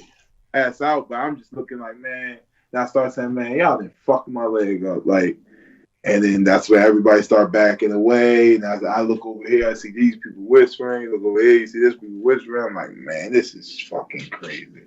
Like, You know what I mean? That type of deal. And then, you know, the fighter in me woke me up. Was like, man, look on the bright side. You're going to get over it. You're going to get over it. Boom, boom, boom. It's not that bad. Go to the hospital. Of course, what they say. It's not that bad. You'll be out here in a day. They sold me up. No. What was the extent? What was the extent of what you saw when you looked at your leg? Oh, all injuries. Yeah, my bad. I'm skipping forward. This. So 4 broke ribs on each side, front and back. So you know you got ribs in the back and the front. 4 on each side. Of course, with that, my lung collapsed. God damn. Clavicle. Shaft in my clavicle, and I degloved my foot. Shit. Deglove means you rip the skin off. Yeah. Like, it's gone. Now I ripped 10 skin, tissue, nerves, all that, but it didn't get infected until the ending, like June. So the accident happened on February 15th, 2019, and I didn't catch my first infection until June. Damn. That year. So how did the bike fall? Like the bike fall on? Like how did the bike fall on you, man? Like what happened on that? Like you fell on the side or some shit like that, or what happened? So when the bike came up, it twirled. Yeah. So it came up. Got a sidecar on it. So it came up so fast, like boom, and it's no wheel. If the wheel over here is in the air too. Right. So everything, all that weight, everything was relying on one wheel, which is my handlebar wheel. Of course, I can't handle that, so it buckled. And yeah. Right, and it buckled to the left, and when it went to the left, you know, them Harleys got a stupid ass oil pan. Oil pan literally smushed my foot until it exploded. Shit. Oh fuck. Fuck. Okay, yeah, because I never knew how this happened. Yeah, that's why I was trying. Yeah, that's just crazy. Yeah, hey, because look, so you know when we stunt, we have our little cages on our shit, so we fall, pick them up, and go. Worst injury I ever seen, and the reason why I don't do stoppies, I'll do them a little bit, roll them, but you know those stoppies where you roll it and it's slowing down like crazy. So I'll roll it. You see me up doing the stoppie, but it's not the put it up and coast on the front wheel for 700 feet. Because when I first started to get good at them, before I even got my teeth cut on doing good stoppies, you know how that handlebar get and you trying to control the bike staying up, but that's how you fall. So that's what he's saying with the handlebar cock, it goes. And you're going so slow. If you're going real fast, you got the really gyro of the wheel. The faster you go, like the better more, the stunts are. Yeah, the better. It's easier for us. It's easier to do, yeah. And that's to get a motorcycle and do 60 miles per hour on the front wheel versus the guy on the motorcycle do 10 miles per hour. Right. Period. Just like that's how the worst stunt. Pedal bikes or dirt bikes or whatever, and you push them on a bicycle, and you push them, and they're going fast. They're gonna catch. They're gonna be good. If you could get a good push, they're gonna be good. As soon as they start slowing down, they fall over. Like I said, I was doing. I think that last one was we supposed to get to 20, 25. God damn. Because that's the worst I ever saw. The worst accident I ever saw on the lots when we were practicing to go to the street was a nigga did that. He rolled a stoppie hella long, and he rolled it till the bike came to a stop and it was still up. And as it was still up, it was kind of coming around. And as it was coming around, sometimes best case scenario when the bike comes around, you can lean this way and the bike will sit down like that. Worst case scenario when the bike's coming around, it comes around with its weight and you didn't turn the handlebars, it topples over. So the nigga tried to do a leapfrog as it toppled over. But you know, when you get that stumble step, the nigga stumbled and the cage exploded his ankle. Damn.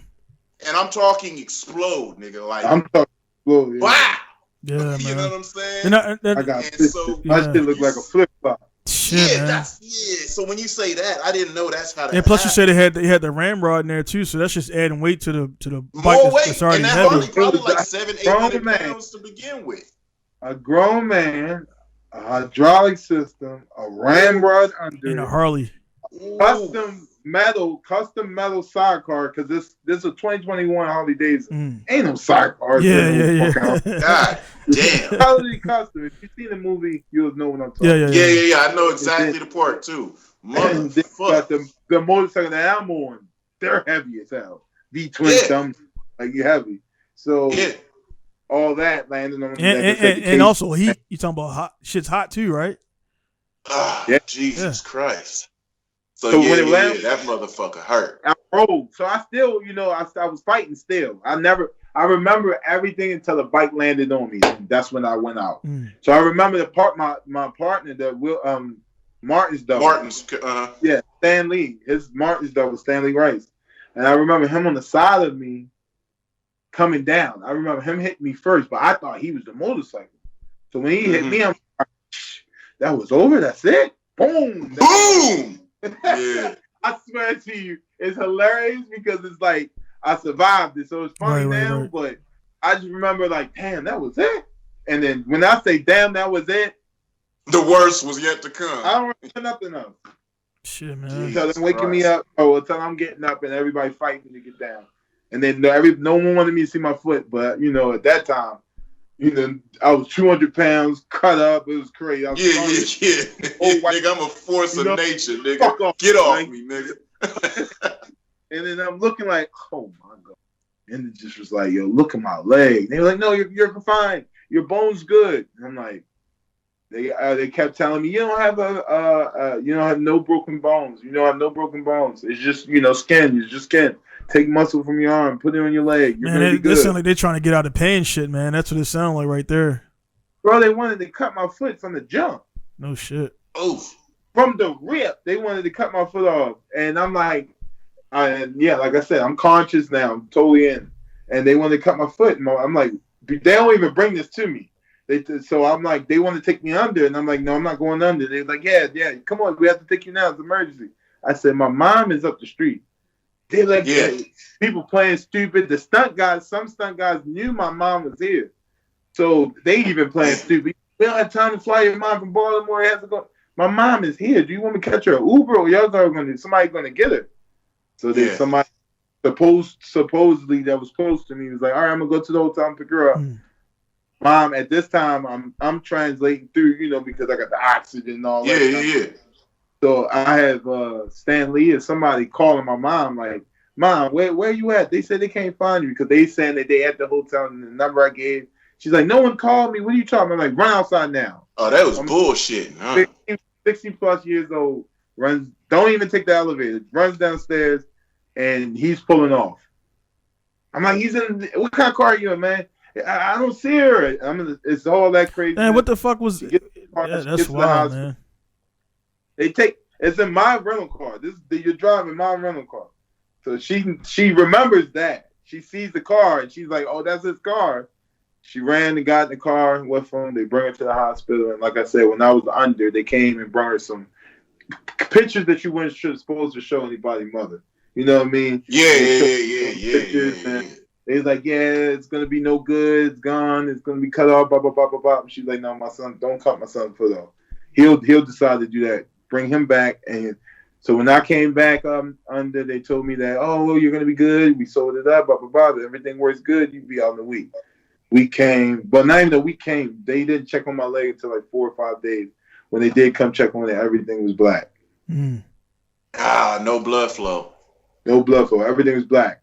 And then they were scratching the head, debridement. They kept saying the heel wasn't broken. Later down the line, I found out that my heel was broken. So heel had a fracture in it. So yeah, broke the same thing. But that was the whole problem why my leg, every time they tried to shut it up, it wouldn't stay shut because I had a broken heel, so that kept causing everything to swell and all that. It just never picked up. God damn. Because I think that's when I started checking on your IG and I'm looking and I saw you because you weren't showing that at first. You were showing. I mean, but I was silent for a whole year, bro. Yeah. Right. Yeah. Socializing with people. People knew I was hurt. People to this day think that it's my fault. I went down there, jumped on a dirt bike, a 125, and boom! Now I don't have a leg. Bro, I didn't even press the goddamn button. I had shit to do nothing. It just happens when it. Yeah. I went on a roller coaster at Six Flags, and they derailed. Yeah. And that's what. No, man, I'm over here getting angry. I'm getting angry at this shit, man, because it's like it seemed like as soon as it happened, it seemed like everybody was trying to deny it, like they didn't want to take accountability and shit. Like, so I mean, how, like, I mean, if you could speak, they were saying just before, you know, any videos came out, they was trying to say that was my fault. If I had more experience, I wouldn't have locked my arms. I would have relaxed my arms, rode the nose wheelie. And I'm like, who can?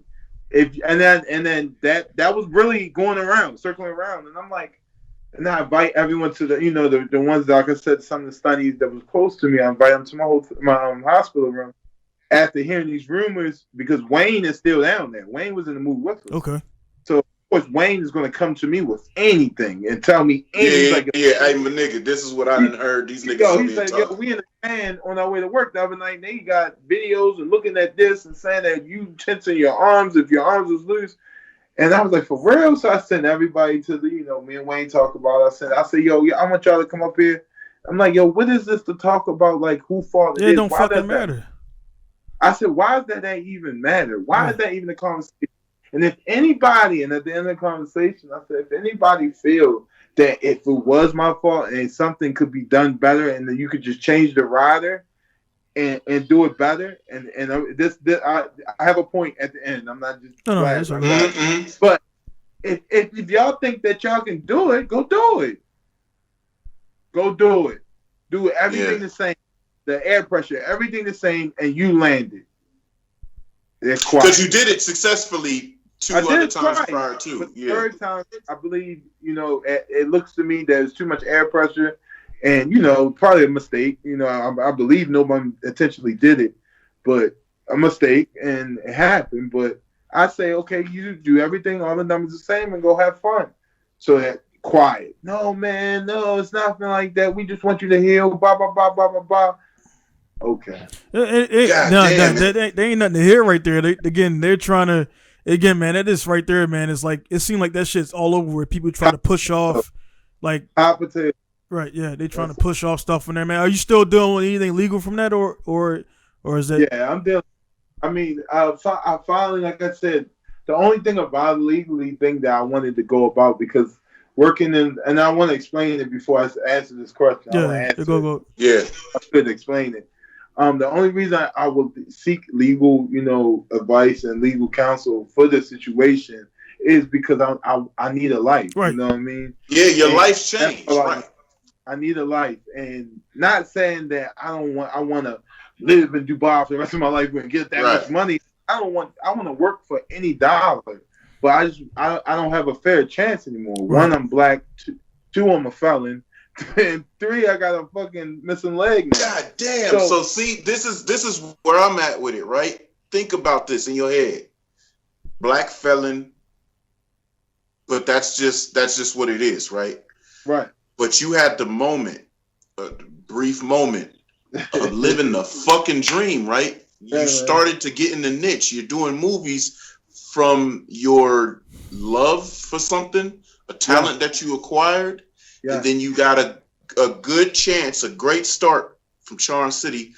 Then you got the ultimate fucking shot at Bad Boys. But just the bad, I say, chain of events that happened had you from an extreme fucking high to the biggest barrel of confusion, right? Confusion, bro. Still to this day, I'm confused. Because it's like, damn. Man, what are we going to do? Like, what am I going to do with my life? Like, I can't go to Walmart. After you slip and fall, you work at Walmart, you slip and fall.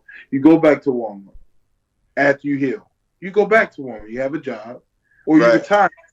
Or whatever the case might be. But if you slip and fall and twist your ankle, you can go back to work. You know what I mean? They got a job for you. They're guaranteed. That's just the way how the laws work. Where am I going to... And it ain't just you. Because we're just talking about you. It's you, your old lady, and you got offspring. Where am I going to go to help provide for my family? I don't. After I'm healed up and I'm off of workman's comp and all that, where am I going to go? Yeah. What am I going to do? What job are you going to have? And there is no heal up. Because you've been having it up in the camera. You've been having it in the camera for the podcast, but people don't understand. There's a leg missing. Yeah, 100% leg gone. Gone. Yep.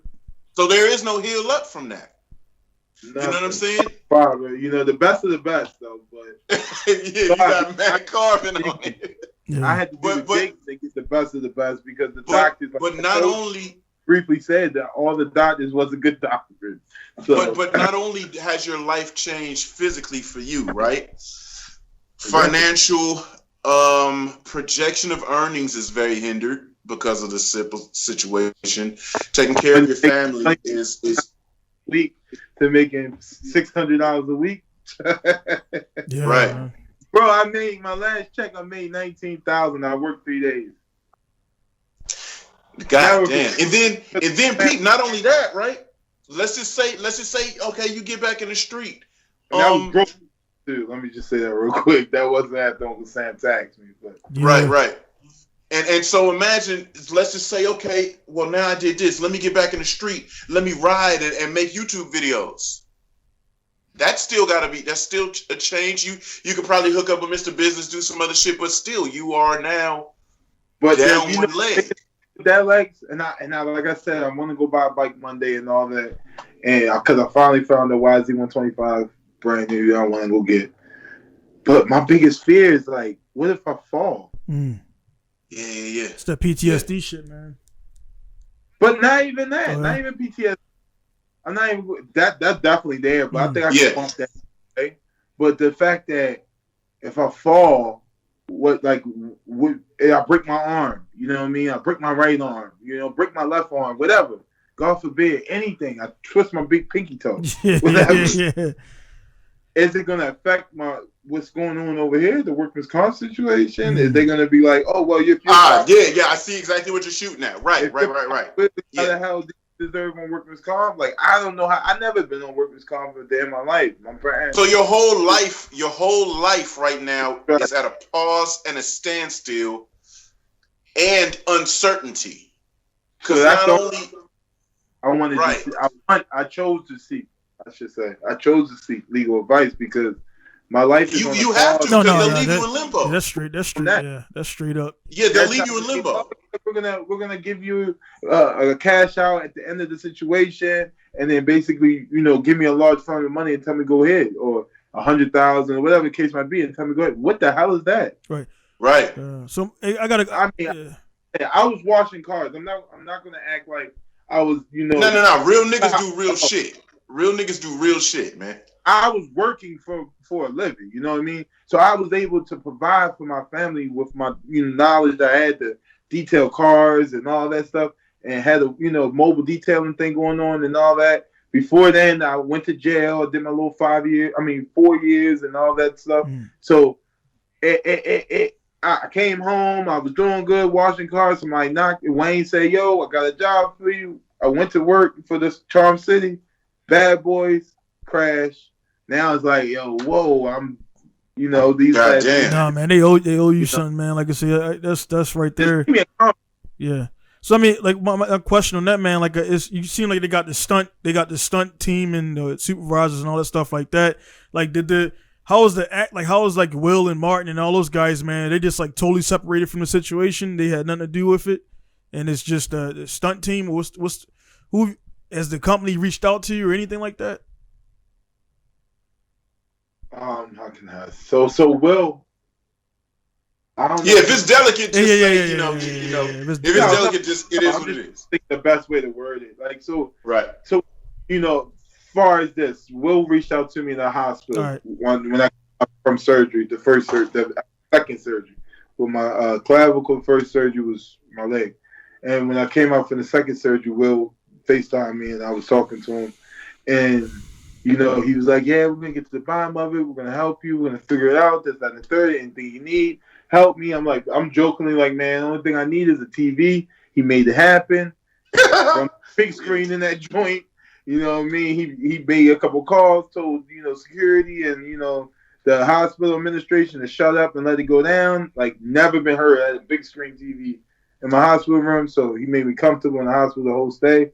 And he helped out with that, and then that was it. And then that was it.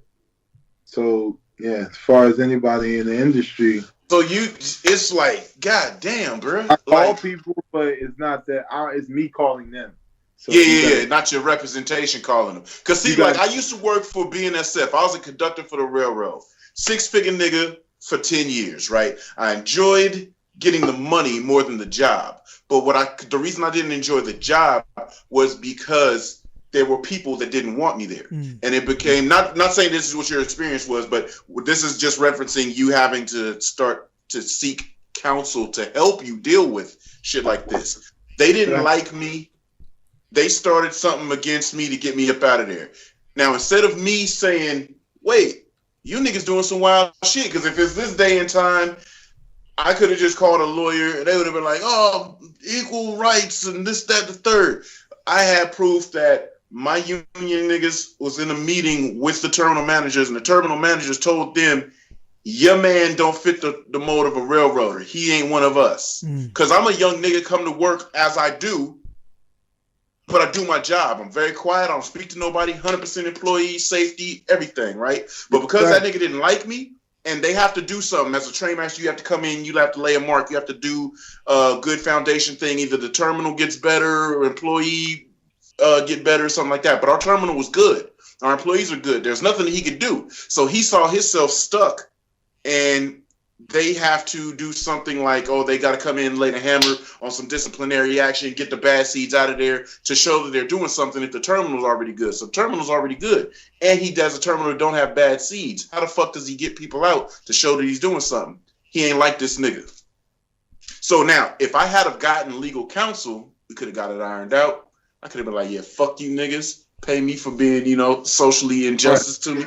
Yeah, all of this shit could have went how it went. I didn't. I ended up fucked. My union didn't fucking back me, and they knew they had the shit like that, all of this shit. So just wrapping it around to say, you have to protect yourself when you get into a spot where it's confusion. Because if you're, I don't know how to deal with you niggas. I don't. And what I think should be good, just standard human shit, yo. Take care of me, look out. You niggas is trying to, because they got a legal team and red tape and this and that going on. And they like, hey, fuck them. Let them sit there. He alive. Nah, no, hey, no, nigga. Nigga, my pinky fingertip ain't worth $4,000. Nigga, you got to give me more. You know what I'm saying? How the fuck you take a nigga whole entire limb and people don't, this is your shift side.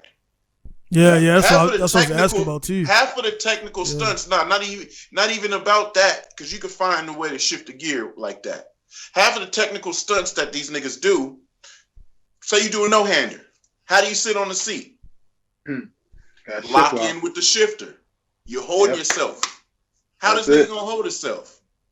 So how he gonna do all the technical shit for his hobby that he loved? He can't do it. His life has changed. You can't do all of that kind of shit no more. So it's like, just saying, you have to lawyer up, because it gets to a point where you don't know the verbiage, you don't know the culture. Who do? This nigga. Yeah. I gotta have you help me. I have to. Dog with me, got to. And it's just business. It ain't personal. I don't know y'all niggas like that. And y'all actually gave me the opportunity of a lifetime. But that, I still have life to go. And that ain't the end of it. Yeah, so somebody just help me continue to live okay. Like you said, you ain't trying to have a nigga pay you out enough to go live in Dubai in the high rises and dress in pure gold linen. You're just looking for a way to, help me take care of my old lady and my kids. I ain't got to drive no Bentley. You the Honda man. How many Hondas you got? You know what I'm saying? My nigga drives humbly. You're not about to stunt. Yeah. No. You know what I'm saying? Just let me be all right with my family. And that's something that people got to look out for people. And that's why I was, as I was looking at you in my worst place, in my dark spot, I said, this nigga is still laughing, joking, taking pictures with the biggest fucking smile on his face, but he's standing there with his life changed. You can see full top to bottom picture. His life has changed. So yeah, my life has changed, but in a different way. Like my heart's broken. But nigga, you have to find a way to I would tell him. I don't know how many times I told you, like, this nigga, you're motivating me, blood. Like on everything. I even started really because I had the bikes and would just commute on them. I just started like, yo, I'm rusty as fuck on wheelies. I'm about to get back on my wheelies. I'm this and that. Like nigga was motivating me, and he don't even know it. But it's just like I see a nigga because I got hurt, ripped my meniscus, and messed my back up. That's when I first started stunting from the railroad. Because they had some overgrown weeds on the rail track, and I'm on the lead of a cut of cars. Midnight, if December in the rain, is rain and fog. You know how fog rises from shrubbery, from fields. Yeah. I'm on a cut of cars at midnight with no lights, and they got the shit covered up. And I ran into a side of a cut of cars at 15 miles an hour. On the end of a train, nigga flew off that bitch down a muddy hill. My whole shit got fucked up. And they said, you were so calm on the radio. Are you sure you were in trouble? You bitch ass nigga. Yeah. I was terrified. I'm hearing train falling off of tracks and I can't see it. You know what I'm saying? Yeah, I'm calm because I need this nigga to stop the train because I don't want more train coming on me because I don't have nowhere to go and it's dark. So it's like when you're opposed with shit and then, you know, you get hurt, you kind of try to find a way to, let me get back through. So motorcycles, going back to stunting back in like 05 when I first got into stunting, that's what helped me get over that. I asked my doctor, am I clear to ride? That nigga say you can ride. Nigga, I was outside with my back fucked up and a torn meniscus because I opted out of the surgery because I'm like, you niggas ain't cutting me. Can I live with this? Yeah. Can I continue to walk like this? Yeah, but it's going to be painful. All right. So I've been on the torn meniscus, nigga, since 05 and a blown lumbar and you know, stand-up wheelies and all the shit. It used to be painful for a long time, but I still did them. But as soon as my doctor said I could do it, I went crazy. So when you was like, nigga, this nigga doctor say, yeah, you can ride. This nigga had a dirt bike in the parking lot. Yeah. The doctor said, all right, King, this is before I even got cleared by the doctor. Yeah. The doctor said, I'm going to clear you to go ride in front of Elliot, which is his my doctor owns what is it called? Prosthesis company. Yeah. So he owns it. So I went to his top dog, Elliot, and me and Elliot. Elliot's like, yeah, man, we're gonna cut your leg so we can see how you ride first. If you could bring a bike here, we can. Got authorization from Dr. Anager. So I brought a bike, put the bike in the minivan. Like, yo, I fuck the truck. Yeah, slam that motherfucker up in there. I'm driving, big smile. I never rode this whole time. Like, yeah. Didn't even get on the bike to see how I feel ever this whole time. So I'm like, what? I ain't ride a bike over 18, 19 months. We get there, unload the bike. The doctor's like, all right, he's like, all right. I go in there thinking, like, I'm going to have to sit in the office. He's like, no, we're going around back. I'm like, what? You got it all set up, got the cones and everything set up. He's like, yep, put a helmet on and ride. So as I was riding, he'll stop me, and he was cutting, taking my leg from me, go in there, cut it, shape it, bring it back. He got it dialed in, everything. And then once I got it dialed in, he can tell. He could tell that he had it dialed in. Because then now I'm starting to scrape, and I'm taking my hand off, and I'm coming through trying to put my leg down to do a circle. And once I tried to do that circle, I had my friend there with me. He was like, we laughed about it, me, him, and the doctor, because he was like, as soon as the doctor seen me do that circle, that's when he's like, all right, that's enough, put it up. I was like, man, I just was getting in the groove. So, and loaded it up or whatever, and I just got that all clear. But I got to go see him one more time, and then he's going to give me the super all clear. So that's Monday. And after that, I'm going straight get a bike right out the store. Yeah, so how's the shifting work for you? Like, how do you because I imagine if you how's that work, man? Perfect. I mean, I could find neutral and everything. That was my biggest stress. Shifting, because you see dudes ride with boots and all types of stuff nowadays. So it's just like, with the dirt bike boots, you can't really sling, the leg boots. It's the same vibe, So that definitely wasn't the worry. My worry was trying to find neutral, which is easy, but it's still in my mind. It's not. So I'm gonna get a recluse clutch, and that's gonna help me out. I don't have to worry about clutch at all. I don't have to worry about the clutch at all, because you put in a gear with no clutch and just drive off. Gotcha. Oh, so it's gonna be like a semi-auto trans or a sequential type transmission. Yeah, basically, yeah. So that's it. Everything else is good. Locking my leg, that's good, perfect. I just locking my leg is perfect. The only thing we was trying to figure out something tight. So right now we running knees, and this is like a knee band. I really can try to show you that. So okay, like because this was gonna be my next question. Like how does this attach? Yeah. And how is it secured? Suction, pure suction. Oh, word. So no pins, just suction. The suction is so great. I got a $20,000, if you can see. Yeah. This gold thing, that's $20,000, and that's to keep the leg sucked into the carbon fiber leg. So my prosthesis, I don't go to the bottom. I stop just about right here, and this keeps me on extra tight, and I'm wearing this to loosen it up. But yeah. So you can kick a nigga smooth in the ass with that. You still got run, and I learned that real fast. I just got my leg cut off in June of last year. It's ready 1 year. Gotcha. Coming up. Yeah. So I've been advancing. I had a little hiccup and had a bone spare. I had to get that cut off, so that sat me back. In this January, I just got my leg back end of February. So yeah, like technology shit, man, it's coming a long way, man. So it ain't like you see it. Holding that too, because I still have all my veins connected. So technically, my doctor, I'm gonna be down the road. I'm gonna have all my veins connected to a foot where I can move my. Oh no shit, nigga! I'm tuned the fuck in. Definitely, man. Yo, that shit is like I'm a technology junkie too, bro. So if they see, one leg for me, where I could literally, if I had two legs, like I could literally jump off of a building onto the ground. Bionic nigga. Like won't hurt. The left leg won't, like my left leg is a Fox racing shock in my leg. Yes. I post it all the time, but they send me different samples and I post it, but oh my gracious, that leg is crazy. I can't wait to get it. Yeah, man. I have to fight so we can test it, and that's what I'm waiting for the okay. And you're the perfect fucking test bed for that. Yeah. Because you can go and show them, because see, like these freaky scientist doctor niggas can do this. Watch a video of what you were doing. Oh, this is how the foot and the ankle works. And as he hooked his foot in under the shifter, he curls his toes to extra hold himself. They'll be like, okay, this is what we needed to do. You're the perfect test bed to do this. Aside from a nigga that just is not, God forbid something happened to somebody that jogs, but a nigga that jogs just need fluid, ankle movement and foot motion. You're using this as a tool to hold body weight. You know what I mean? You're the perfect nigga for this.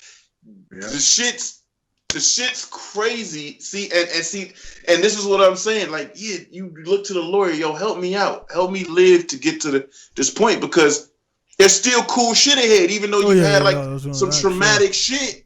Losing your shit and dealing with all the shit to come with it, there's still cool shit ahead. You know? It's a whole new world, bro. Yeah. Whole new world. And your optimism with dealing with it is still real tight to look at. Bro, because you know why I'm so happy now? I was in the deep, darkest place. My girl, for her, bro, boy, I don't know where I would be, but my wife, I'm sorry, let me not get smacked. Yeah. I know the vibes, yeah. I've been calling my girl for 20-something years. I'll be like, I'm too grown to say that. That's my fucking wife. We've been married 15 years. But yeah, so when I cut my leg off, bro, when I went to go, I went for the consultation to meet these new doctors that I found, because these are the top. I literally went on Google and said top amputee doctors, because the current doctor I had, he brought up the amputee thing to me, like, hey, what you think about this? Because of these failed surgeries, and there's really nothing to recuperate. And I'm like, if anybody gonna amp my leg, it's not gonna be you. And I went to Google and found Dr. Anager, and like I said, I met him for counsel. No, I met his partner, because like I said, we still was on reconstruction mode. We was gonna lift in his Achilles and do this and do that, and I met. He told him how it was on my mind. I told him I was thinking about amputation. So all right, well, I think Dr. Anager is available, and then at that time, I explained to them, who I was. So now they're on total fanboy mode, you know what I mean? Because I'm Will Smith stunt double, blah, blah, blah. This is my workman's comp lady. She's telling them this. So They straight go get Dr. Anderson from downstairs in the surgery room, and he comes upstairs, straight everything on. Like, who is this? And then straight met me, and he was genuine. I was genuine with him. He explained things to me. He showed me a video of a 16-year-old white girl, 2.5 months out of surgery, jumping on a trampoline. No shit. With her prosthetic. 16-year-olds. So I'm looking at them like, what? Bet. That's when can we cut it off? The next week. So that's what made your decision. Like, all right, this is if I can have life again. I'm going. What? Cut this shit off. 2.5 months. 2.5 months. I'm gonna be jumping on the trampoline. Cut it off. The next Friday. It was supposed to be the next Tuesday. I went to go see him on the Friday. It was supposed to be Tuesday. They cut it off. It changed it to Friday. My leg was gone. That's what, bro. It was so painful and just so stressful looking at it. Like, it was just so irritating. When I cut that thing off, it was definitely. It got worse before it got better, but it just once I got that leg prosthetic, it just was like on from now. You take my prosthetic, I get depressed. Gosh. So we need to test this. I'm depressed. Do you ever? Have you experienced this? They talk about phantom limb syndrome. Do you still feel like you can wiggle your toes and all that? Yeah. It still physically feels like it's there? I have every nerve on my leg still. So yes, I can feel everything. I feel like I wiggle my toes. If I got this leg that I got on, if I step on like this wire right here, I can feel it. No shit. I know I'm on that wire. Word? Bro, I'm telling you, I can find neutral. Like, it's crazy. That's crazy. I can find neutral. It psychs me out all the time. It psychs me out. I tell my girl, like, I can do that. And she's like, they told you could. Bro, that's that. Like, man, that's just dope, man. That shit, like, right there, man, like you said, like, it's shit like that, your story, man. And I know a lot of people like that. Without a leg. And I got to start going back to the groups every end of the month. But it's so many other people out here, even on social media, on every platform that lost a limb and specifically a leg, lost a leg, and they reach out to me and be like, hey man, like, how you do this, how you do that, and I'll be like, man, just you gotta work, brother. Like, that's all. Like, you just gotta work, and if you work, you gotta work though. I'll be up all. That's why I knew my leg wasn't gonna work. I used to be up all night fighting. The doctor said no, put me on the non-weight bearing, but still, I'm like, nah, man, fuck. I'm just gonna fight. That's just dope right there. Because I did see, I looked on your Instagram a little bit, and I seen somebody like trying to call you out. Like you said something like, man, I have a Wheelie without a leg, without my left leg for like a while. So like you were like, he's like, yeah, man, watch those call outs, man. I can still Wheelie and shit, man. Yeah. hey, this loops back. You gotta see this nigga on live with Fatty, who is Brack's little brother, and everybody else. The thing that I love about it, right? They even say you're already solidified, you're cemented in your legendary status. But the funny shit about the camaraderie of what y'all do, they still talk shit, right? And this nigga, he'll, okay, nigga, I'll still burn you up. Yeah. You know what I'm saying? Let me get the opportunity to get back on. I'm still gonna burn you up, and what he does is kind of like what I try to do, but drift dudes are like a little bit more stuck up or they take themselves really seriously. Yeah. So these fools can be on, and it gotta be like 3 or 4 a.m. y'all time, because it be like midnight my time. Yeah. They be up talking so much shit to each other, but then the next morning, couple hours later, they up riding around and they'll link and they be kicking. You know what I'm saying? Yeah. Like, it's like it seems like y'all push each other, man. Y'all push each other. No, you do. Yeah. Of course, you got to show. We trying to me and Fatty talk a lot offline, and me and Fatty will talk about a lot, like how we don't want. Fatty is a man child. You know what I mean? Yeah, like, he is. Yeah. A man child, and he understands his celebrity and all that. He understands all that, and he understands that, he wants everybody to loosen up. Nowadays, everybody want to be tough. Everybody want to be from Chicago. Everybody wanted to kill. Everybody want to kill somebody.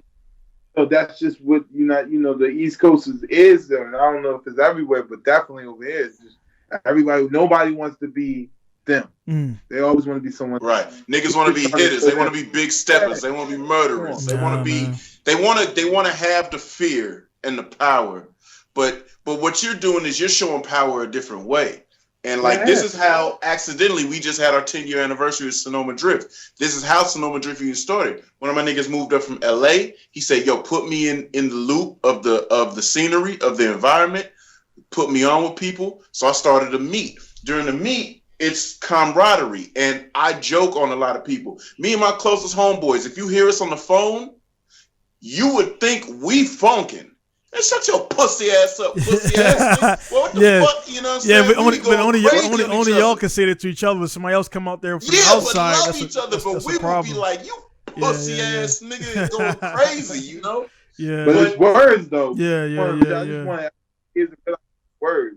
Like if somebody, especially on this internet, if somebody ever challenge you on the internet and you actually lose your time talking about it after the challenge.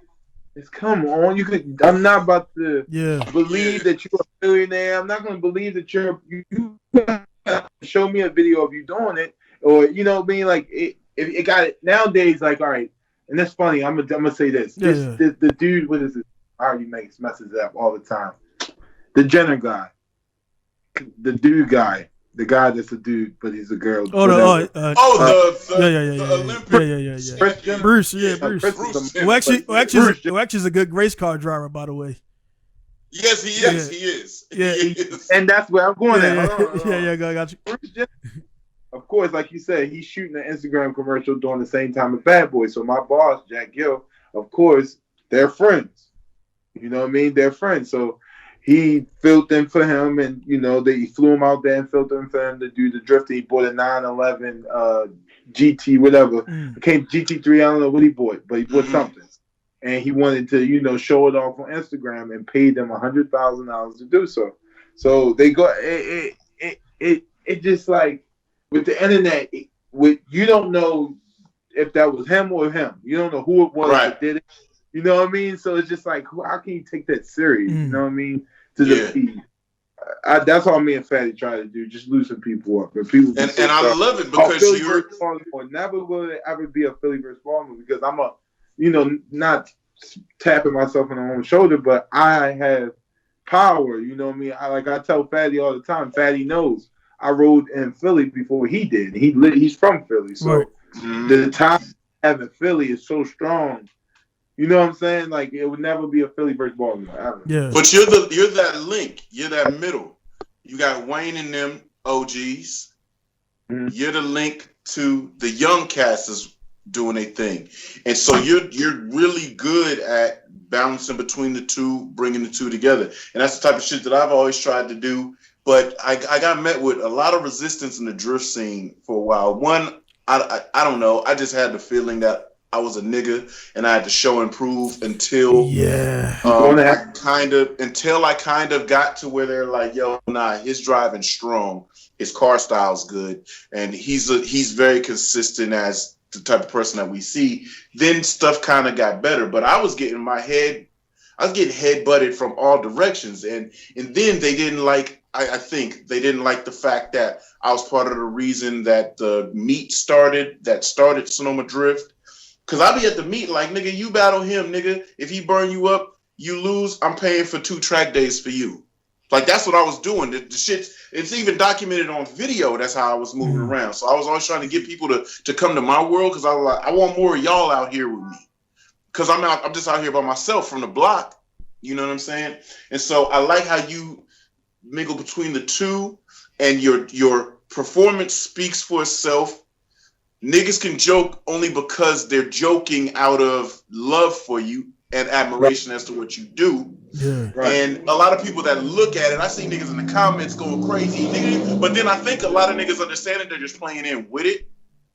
But as they're playing in with it, the people that don't understand it see how y'all, because that IG shit where it's all for y'all, it be going so crazy.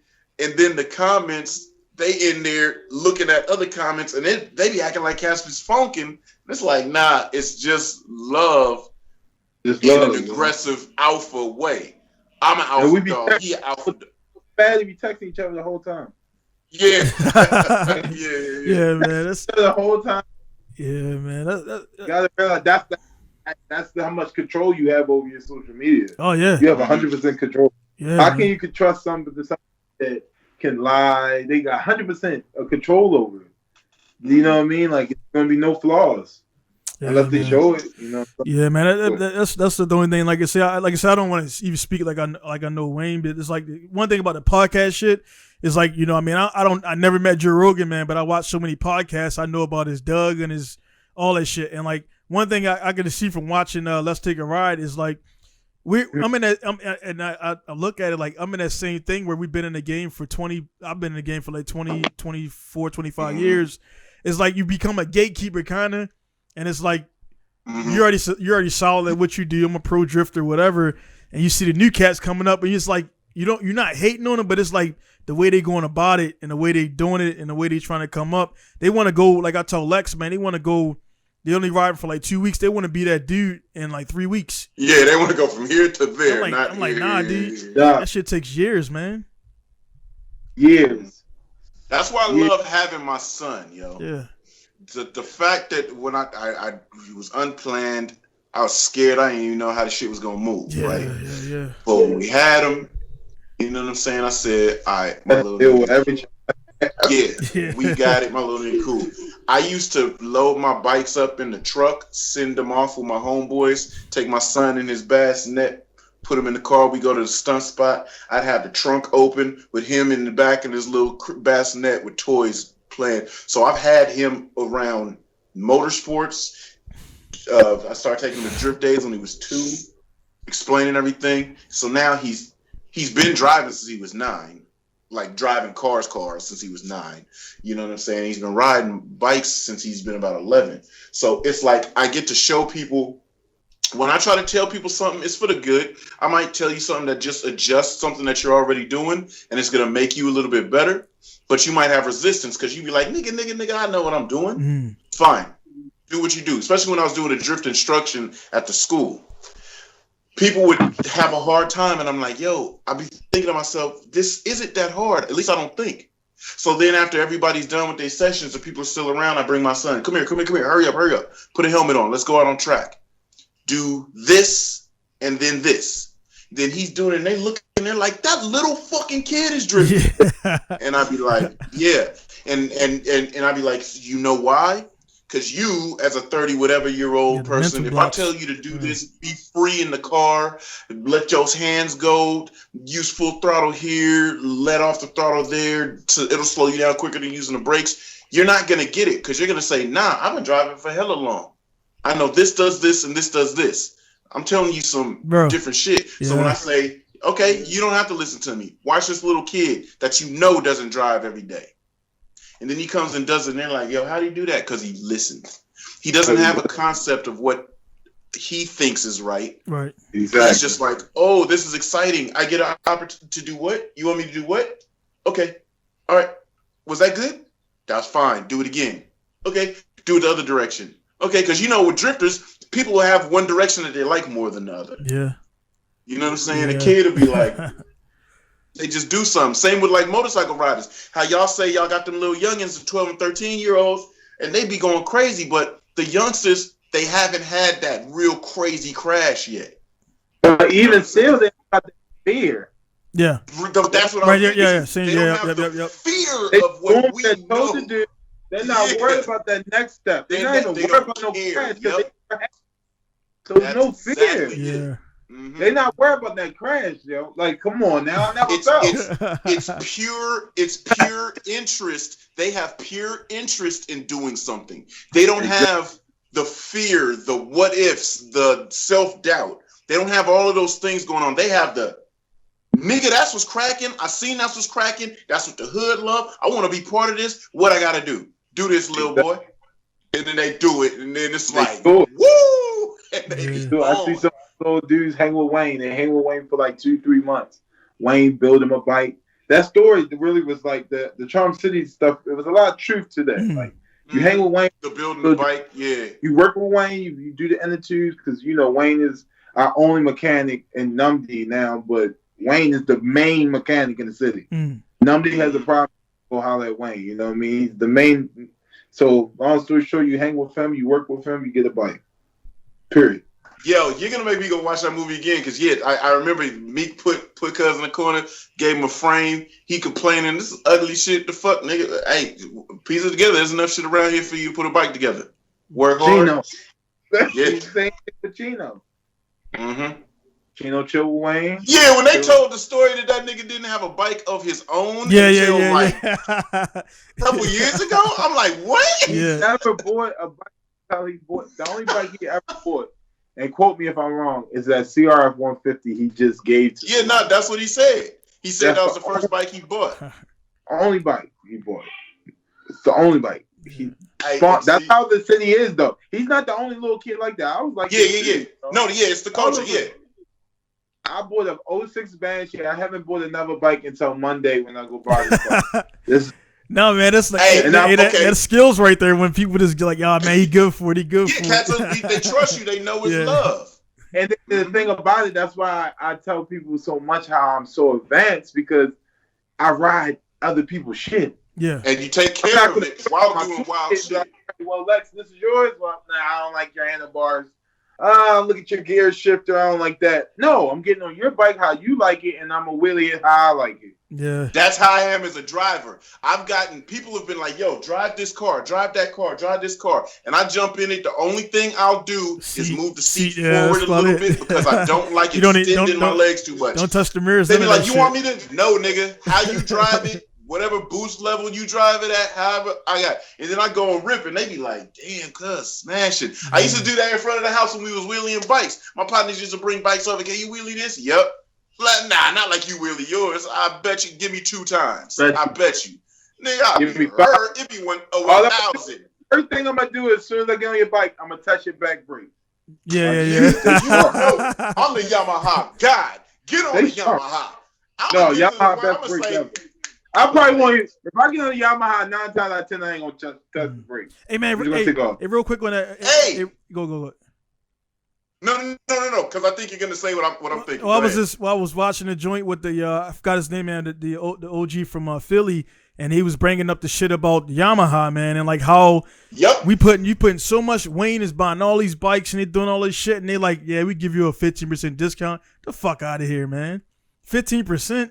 Like I already get, like you said, I get my percentage that I get already on my own strength is 25s are sold out across the whole East Coast. Yeah. I'm telling you right now. I found one in the garage.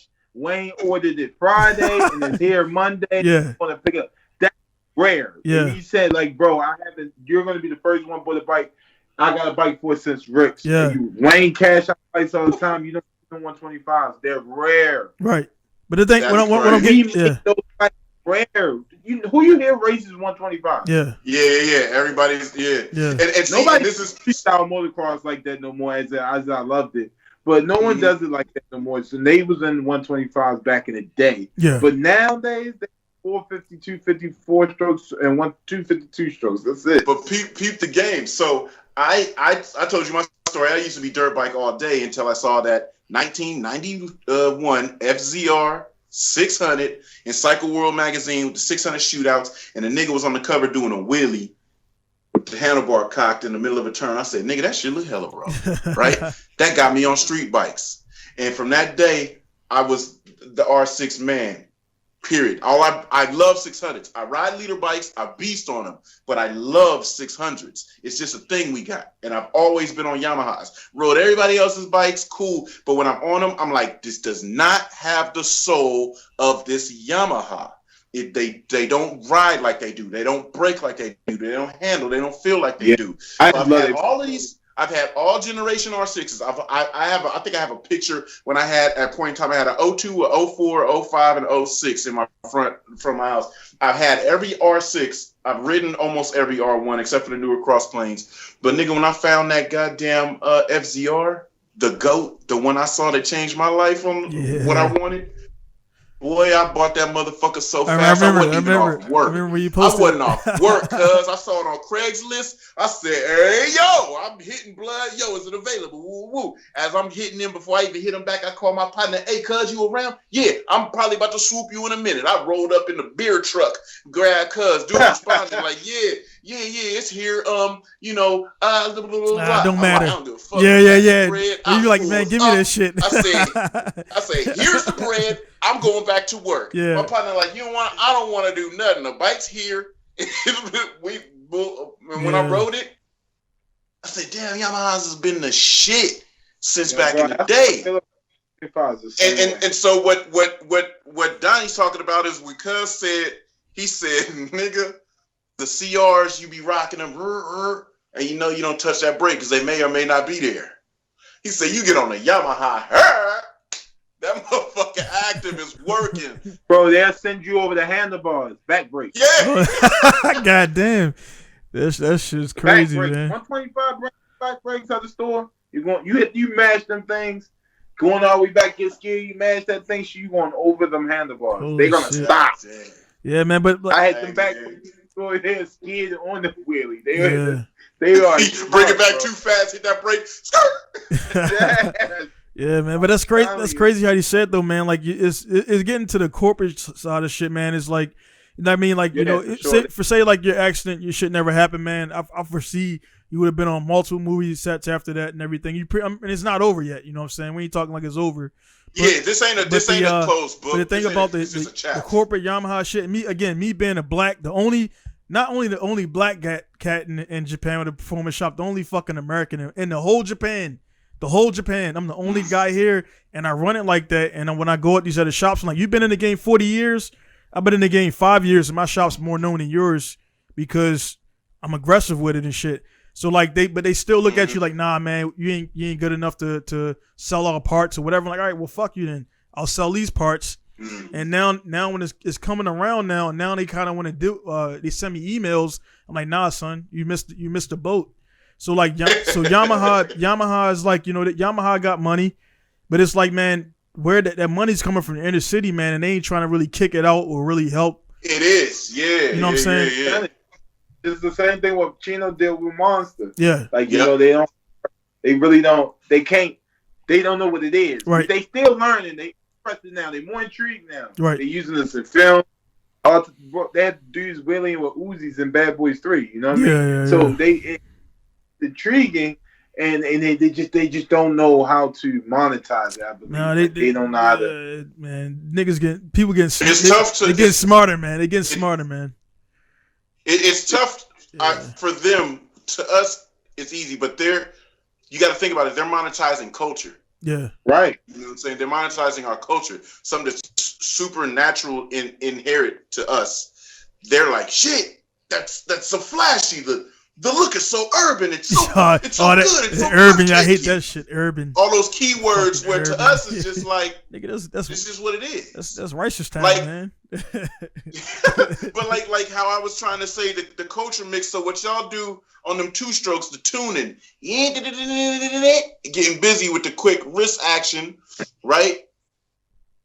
How crazy would that be for somebody in Japan to fly you out there? Actually, speaking on that right there, Lex, I was like, man, because I just meet Shamar now. Pretty sure I meet the other dudes here and there as the podcast gets bigger, right? Like I'm getting the bikes because again, I've always wanted them, but now I'm in a position where I can buy it. So again, I bought the 125 and the PW80 last week, right? So I'm on this shit and I can get these bikes for like $1,000, and Japan shit is in good shape. So I'm like, man, I'm looking at when COVID goes away, what I'm gonna do. I got my. Nigga, I want a TZR 250. Oh no, hey Lex, go ahead, Shamar. The Yamaha is from Japan, right? Yeah. So they're like, I could pay about $25 for a pristine, fully bodied, like modified YZ 125, like a new model. So the shit's there. So what I'm thinking about doing, because like, hey man, life's short. I could put the bikes in my truck. I got a truck. Drive that bitch down the Tokyo Bridge. I ain't got the skills for, but y'all do. Bring them over there. I got dudes from Baltimore, Philly, Miami, Wheelie. Imagine getting Rainbow somebody Bridge. like Shamar out. imagine getting somebody like Shamar out there, and he's riding on the street with a YZ, a 2-stroke, and tuning it. Man, those old Bozos Uncle dudes might come outside like, oh shit, we back. It's gonna blend with them because they gonna hear it. They gonna be like, hey yo, who sound like us? Because what they do is they cut the ends out of their mufflers. They be do that shit all day. I seen it was two guys yesterday. Wheelie, blood. Oh, they ain't never seen no shit like that over here. Never. They ain't ain't nobody ever doing like that over here in Japan. They got the dirt. Moto X is big here, but they don't do street shit. Yeah. It's all in the dirt. It's all in the trails. Speaking of that, I got a trail. Like I was telling Lex, man, I got a trail like 5 minutes, like not even 5 minutes from my shop. So I already got lessons lined up and everything. I mean, of course, I'm 38. And I got a business and family, so I ain't gonna go out there and like, you know what I mean? I already did the street shit a long time ago. You know what I'm saying? Yeah. But at the same time, it's like I got a dude set up, like he's gonna show me the ropes because I'm like, yeah, I'm a pro drifter, man, but that bike shit, that's a whole different fucking world that I never touched. And I already told you But I'm telling you, this is a proven fact. It can't be disputed. Y'all can say whatever you want in the comments out there in the world. I will not move on this. Best drivers in cars are motorcycle riders. Gosh. We feel motion differently. We feel it quicker. We react to it quicker because imagine a bike on cold tires turning on the street and it's sliding. We feel that and have to save our lives quicker to respond. So when you feel that in the car, like you know the circumference of the car, like off the rip. Yeah. Like, and so I know when I be like, "Ooh, it did this." I'm in tune so much with the movement of the car because I'm thinking of it as a bike. Like I was showing my son today, I'm teaching him. He was the main thing I see grown folks do when they ride a motorcycle, they cannot do a tight U-turn on the steering lock. They put their foot down. Ooh, you get intimidated. I'm gonna drop the bike. Ooh. I told my son, I said, hey, no, you're not gonna drop the bike.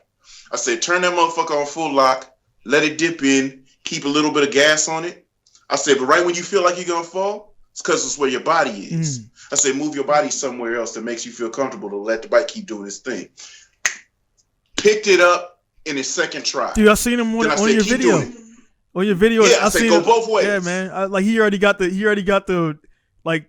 That was 10 minutes of riding. Man. He just Shamar, no. I hit the nigga. I say, yo, I got the nigga in the Yamaha Life. He got the Zuma the day I paid for it, and I was going all the way back home to get my trailer to go all the way back out there to get it. And I'm on the phone with him like, blood.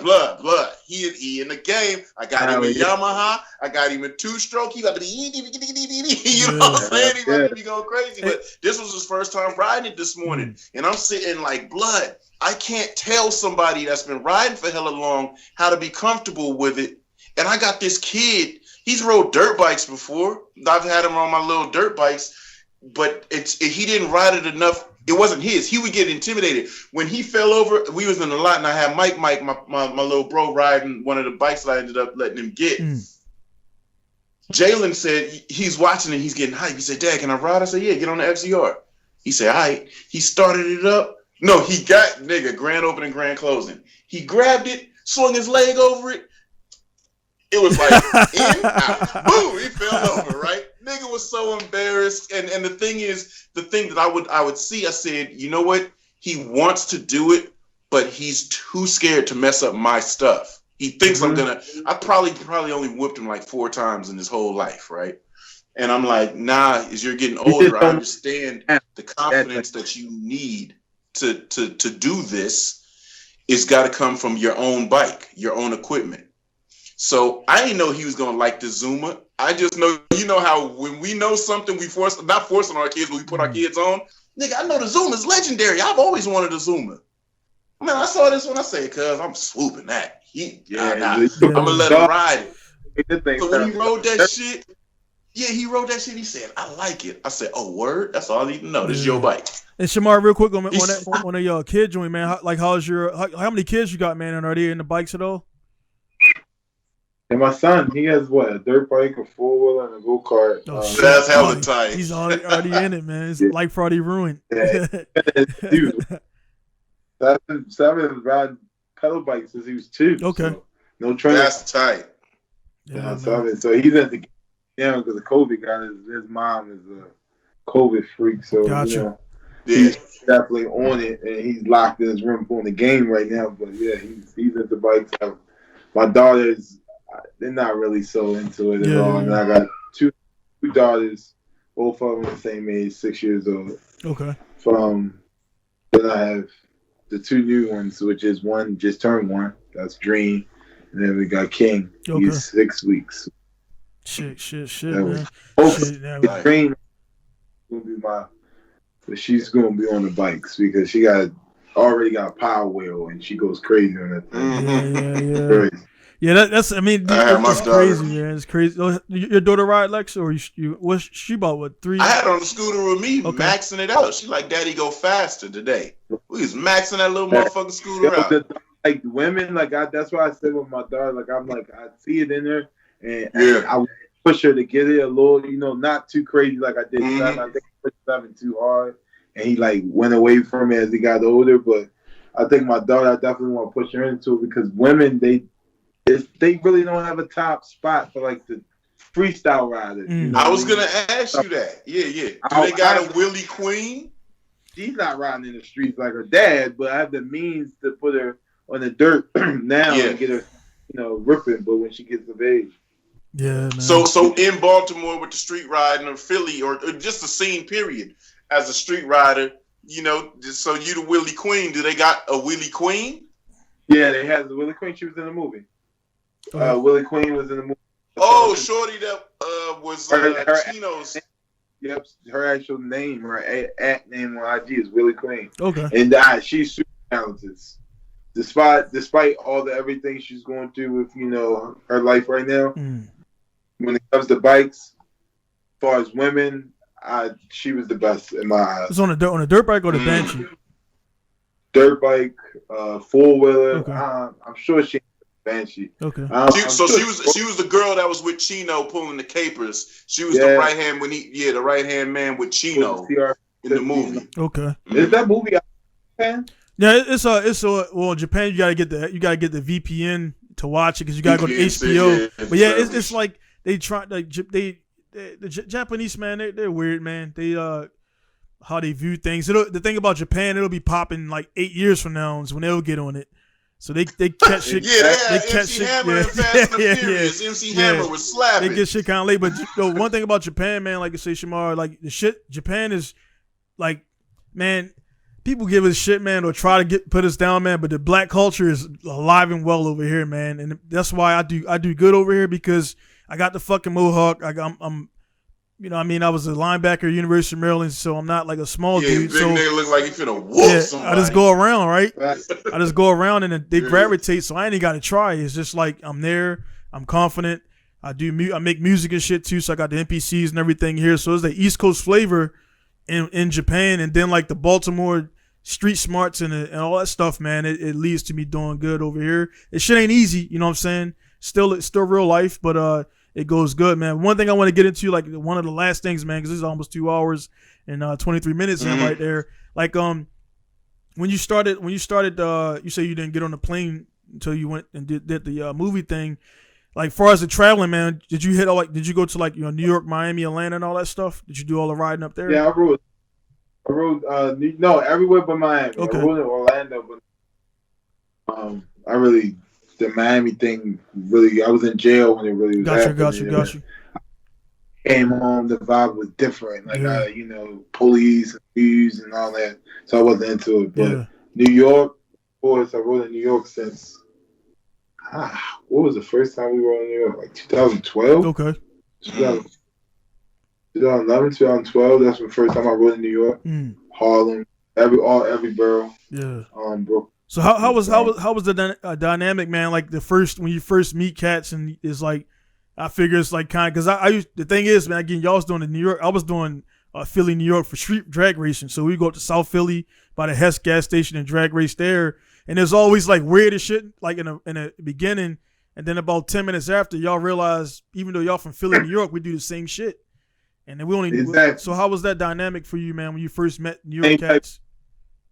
It's same type of, but it was a little bit more. They was a little bit confronting more because of they I wouldn't say they look up to us, but they looked at us. Right. Oh yeah, no doubt. YouTube, because we had the Raise It Up thing. Yeah. So a lot of people, the Raise It Up was like the first ever, it's just like a documentary, man. Street ever. No other channel on YouTube did it, but Raise It Up, and it's still up to this day. But so everybody was a fan of that. So everyone knew who we was and all that stuff. So it was chills. It was love. I get New York. I call anybody in New York. I get love. Philly, all that. Philly, Brooklyn, anywhere you could think in the United States, I will find somebody that knows me, and it's gonna be love, like 100%. Yeah, it's like, I mean, again, man, everybody doing the same thing. Everybody even though again, Philly, New York, New Jersey, we all got that same dynamic, man. Or had it, because I again, one thing, I mean, I didn't bring it up, but because it's about Shamar here, but I rode BMX a bunch. Like back in the day, we would be like 30 of us. We ride downtown. This was right around town. They had the not the Capitol Police, that's DC, but they had like the University. Yeah, so they would have those dudes down there. They're not police, but they got like the flashlights and shit. And they'd be like, "Nah, get out." They'd be like, "Get out of here, get out of here." I'm like, "Dude, we from fucking Baltimore, and we can't come downtown in our own fucking city." And because they didn't want us around like the ESPN zone and all that shit, because that's where what it's all about. They want the tourists there and shit. And then we go down there, we're doing wheelies, and the tourists fucking giving us dollars and shit because we doing wheelies and whatever. And they're like, "Get out of here and scram." And I'm like, "Man, we ain't get your little ghetto asses out of here." They don't want us in their own city. And then do it now. Yeah, they let them do it now, but back then they gave y'all a hard time. Oh yeah. So it's like that's where I think everybody gets along. The bike, only the bike shit. I mean, that's easy. Then it's like we all look down upon. We all kind of, we come from low income families and stuff like that. So that's where I think the bond is the bike bond, and then also is the bond from like we feel the same shit, even though you're in Queens and I'm in Cherry Hill. It's the same shit, man. So that's the cool thing about it, man. The car shit is a little bit different, man. Yeah. Talking to you, it's just like a genuine conversation. Oh yeah. I knew it was gonna be dope, man. Because it's like the shit's real. And again, one thing I liked on your Instagram, man, you was like straight up, this shit ain't my biography. It's just Instagram. And when I see shit like that, what I mean? That means like people be on there trying to front, and it's like me. Like I don't put all my drama shit out there because that's my business as a man to deal with it and take care of my family. I want to deal with them, But it's like when dudes be like, "Man, you making any ball?" Like, dude, I'm making enough money to keep my lights on, my business open, and then if I make it to 10 years, then I'll get that break. And people don't get that far, they quit and shit, man. So it is what it is, and that, man. But I just wondering how that was, man. And this definitely gonna be the last conversation, man. We'll definitely chop it up again. Nah, definitely I'm sitting here and I'm sitting here chopping it. I'm like, cuz I mean, there's so much more I want to. I'm learning shit about you, Lex. Like I didn't know you worked at the train station, and we done 20-some podcasts together and shit. Yeah. You know what I'm saying? So, see, that's the thing. We there's still so much that we've talked about. There's still so much that can be touched on. Yeah, I was, man. I've lived a very interesting life. Yeah. I've a lot of people always ask me how I even got into drifting, right? How I even got into driving like that. I think this is the first time I'm ever going to say this, or I have ever said it. I was a driver at a car theft ring when I was like 15. Oh, shit. Chop boy. I was the only person who knew how to drive manual. So you were busy then, man. So when I got low on police, if the car got sideways, what I do? Stop? Yeah.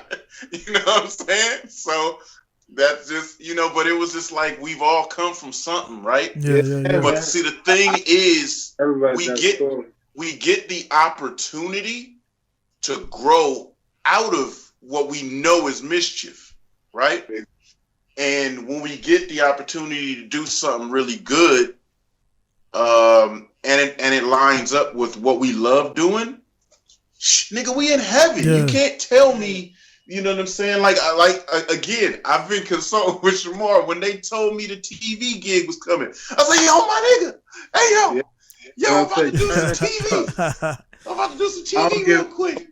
Turn that up. That's the opportunity. And look at how things worked out with that. You took a loss, but then you got Had a arm to someone else that's up there. Insane. Like, I can't wait for that to come about so I can kind of explain it because, again, man, it's watch those numbers gonna go up, man. But then, like I said before, you're gonna get all those dudes that was you might ask dude for $20. What I want to do with nah. that, there might be some cats that try to do that, but what I want to do is what I'm doing right now: have access to link people, because you know what I'm saying. Like my son be like, yo, how you know this? How you know that person? It'll be people that he's looking at on YouTube and be like, yo, these niggas are celebrities. And then we pop up and we see each other. I'll be like, yo, what's up? And he be looking like, why the fuck does my dad know cuz good enough like that? And it's just like, yo, because I'm in this world and they may have seen my car. Like I had I had one of the more known cars and nobody knew who drove it until they come to the event and see it in person. Because my wife even has a hard time finding pictures of me because I don't take pictures. Yeah. And they come to an event and then they see a nigga hop out and be like, swear to God, that's cuz. You know what I'm saying? But it with this, whatever this opportunity is, it didn't go my way, but it went a way that was like, I can't script this. Yeah. And so then what I want to do is just like what we're doing right now, put worlds together. What I'm saying? Put shit together.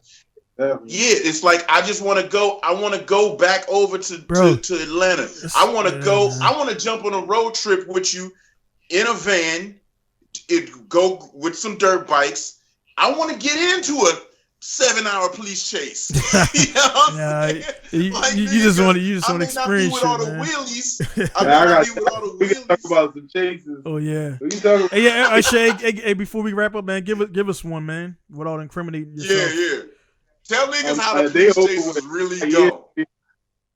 Oh man, I can give you a couple. So, all right, the worst chase ever. Yeah. The worst chase ever. Coming from downtown. We came from downtown, and it was of course, when we go downtown, they don't like it, of course. Yep. So they chased from downtown, but the one cop kept chasing us. And my homeboy was on the 4-wheeler. We get about the flea market now. And my homeboy on the 4-wheeler, I'm like, man, they ready to catch him. So I'm like, all right, I'm going to get him on me. Got him on me, and then when he got on me, he like hesitated and stopped. And I'm stopped, like, all right, waiting for him to make a move. And out of nowhere, here come another car just pinning around the corner. So I'm like, oh man, from 0 to nothing, I'm gone. We're in a high-speed chase now. I go through the parking lot. It's like a big, like a strip mall type of parking lot. Yeah. I went through the parking lot, and I'm trying to cut through the little, the little logs. Like I'm going slow through the logs, so it's trying to get them to go around and all that. And then there's this one split. They hit crash into each other. I make it through it. Now the helicopter's on me at this point. The helicopter on me. Damn. You know what I mean? Like, damn, it's going to get gruesome, but this is listen. So I'm like, damn, what the hell? Like, shit. So I'm like, helicopter just on me. I'm like, all right, I got enough gas. I'm good. Let me go somewhere so I can chill so the helicopter can run out of gas. You know what I mean? Like, go in that area. So my intention was to go to one park. When I got to the park, it was mad cops already there waiting for me. So I was like, all right, cool. I'm going to go to another park. I went to Carroll Park. And when I went to Carroll Park, bumped into one of my homeboys. I'm like, give me some paper towels. Go up to there, handle my business. And as I'm up there waiting for them to come get me, and I'm like 30 minutes waiting for all the cars to gather up by the park, I go and handle my business, and I'm chilling. And I'm like, man, the helicopter, he's floating on me on so low. Like, it's just, you can't hear. He's trying to do everything to scare me. Like, he's trying to do everything to scare me, but I'm still sitting there just chilling, paying him no mind. Like, he just low as hell. And then you eventually fly off and fly away. And that was the most craziest. Yeah. It's like, hey, know that? I'm thinking, when you telling that story, I'm thinking about fucking GTA when you got the 5 stars and shit. And it goes on to 4 stars. Yeah. It's like, it goes on to 3 stars. Bro, a helicopter, bro. Helicopter, I'm on the dirt bike. I'm not doing it. I didn't just rob a bank. Yeah. I'm riding a dirt bike, and it's a helicopter over top of it. In the middle of the park, you got people playing baseball and all kinds of stuff. And they game interrupted by the backwash, by the rotor wash of a helicopter. Like, what? I'm just sitting in the middle of the field by myself, just chilling. Hey, blood. Watching. I've had a helicopter on me 2 times. One on a freeway blast, we were running from the police, and one time we were fucking around in Oakland. We hitting wheelies all down the goddamn street, going crazy. We were like, I think we were like 7, 8 deep. We going stupid. Woo! Hamming out. We get to the intersection. We're doing on our motorcycles, doing donuts in the street in the middle of the intersection while the light's red. For everybody else, like we just fucking up the block, right? And we mobbing. So then we get the green light. We come up, woo, and we on a sit down. I'm on a sit down wheelie, and I look, and we go past the cop car. Cop car busts a U-turn on us. We like, oh shit! So I should have followed my homie that I know for a fact he know the town like the back of his hand. We was in the hood too. So they did this way, but I went with my other partner. And he went up in this motherfucking spot, and it was a dead end. I said, shit. So as I go to the end of the dead end. I recognize that it's a dead end. I said, oh shit, because the cop's on us. I hear him. He's coming up the hill. Because we had bounced out, we whoop, and he went after our group. The other niggas, they kept it pushing. So I go to the end of the cul-de-sac. I skid the bike, and I turn it off. So I'm facing right at him. 180 did, turn the bike off, lights are off. And I'm like, all right, let me see what he's about to do. Because the other cats, they trying to hide in trees and shit. But this is a neighborhood. And I'm like, man, cuz, let's see what he's about to do. So I got the bike off, and I'm looking, and I'm hearing. Say, what the fuck? The helicopter was over Oakland Coliseum, and the cop just say, I got bikes running. He said, okay. And came right over us. Blood, that spotlight of the helicopter is hot. I'm sitting there and I say, yo. That's like some movie shit right there, man. Yeah, bro, that helicopter. feeling. I got a video on my phone. I'm gonna send it to you. Like, yeah. I got a video on my phone with the helicopter on us, right? And I'm just smiling and stuff. Like, yo, you come through a block, like you know how Baltimore is. Yeah. Small blocks, you come through the block, it's all live. You got the helicopter light on you on the dirt. It feels crazy. Like it's just like it's so bad. It sounds so bad, but it's so good. Yeah. It's the adrenaline thing ever. Like you just wheeling down the block, you got the helicopter light on you, and you ain't throwing no fear. I just watch you, like the man. You feel like, bro. Yeah. Because people on the sidewalk, they looking.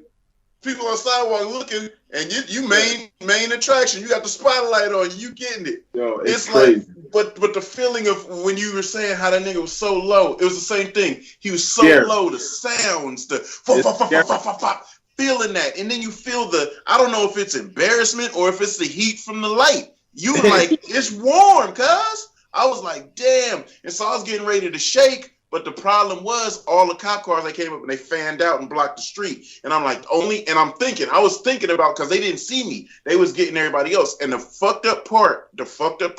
part, the kicker of the story, the neighborhood we went in, the motherfucking police chief lived in that bitch. Wow. So he's in his window on the radio pointing out, we got a guy over here on the north sidewalk. We got a guy over here. But I flew in there so quick and turned my lights off and spun it around. He didn't see me at the end of the block. So I was thinking, I didn't notice. It ended up because I was like, man, we're fucked.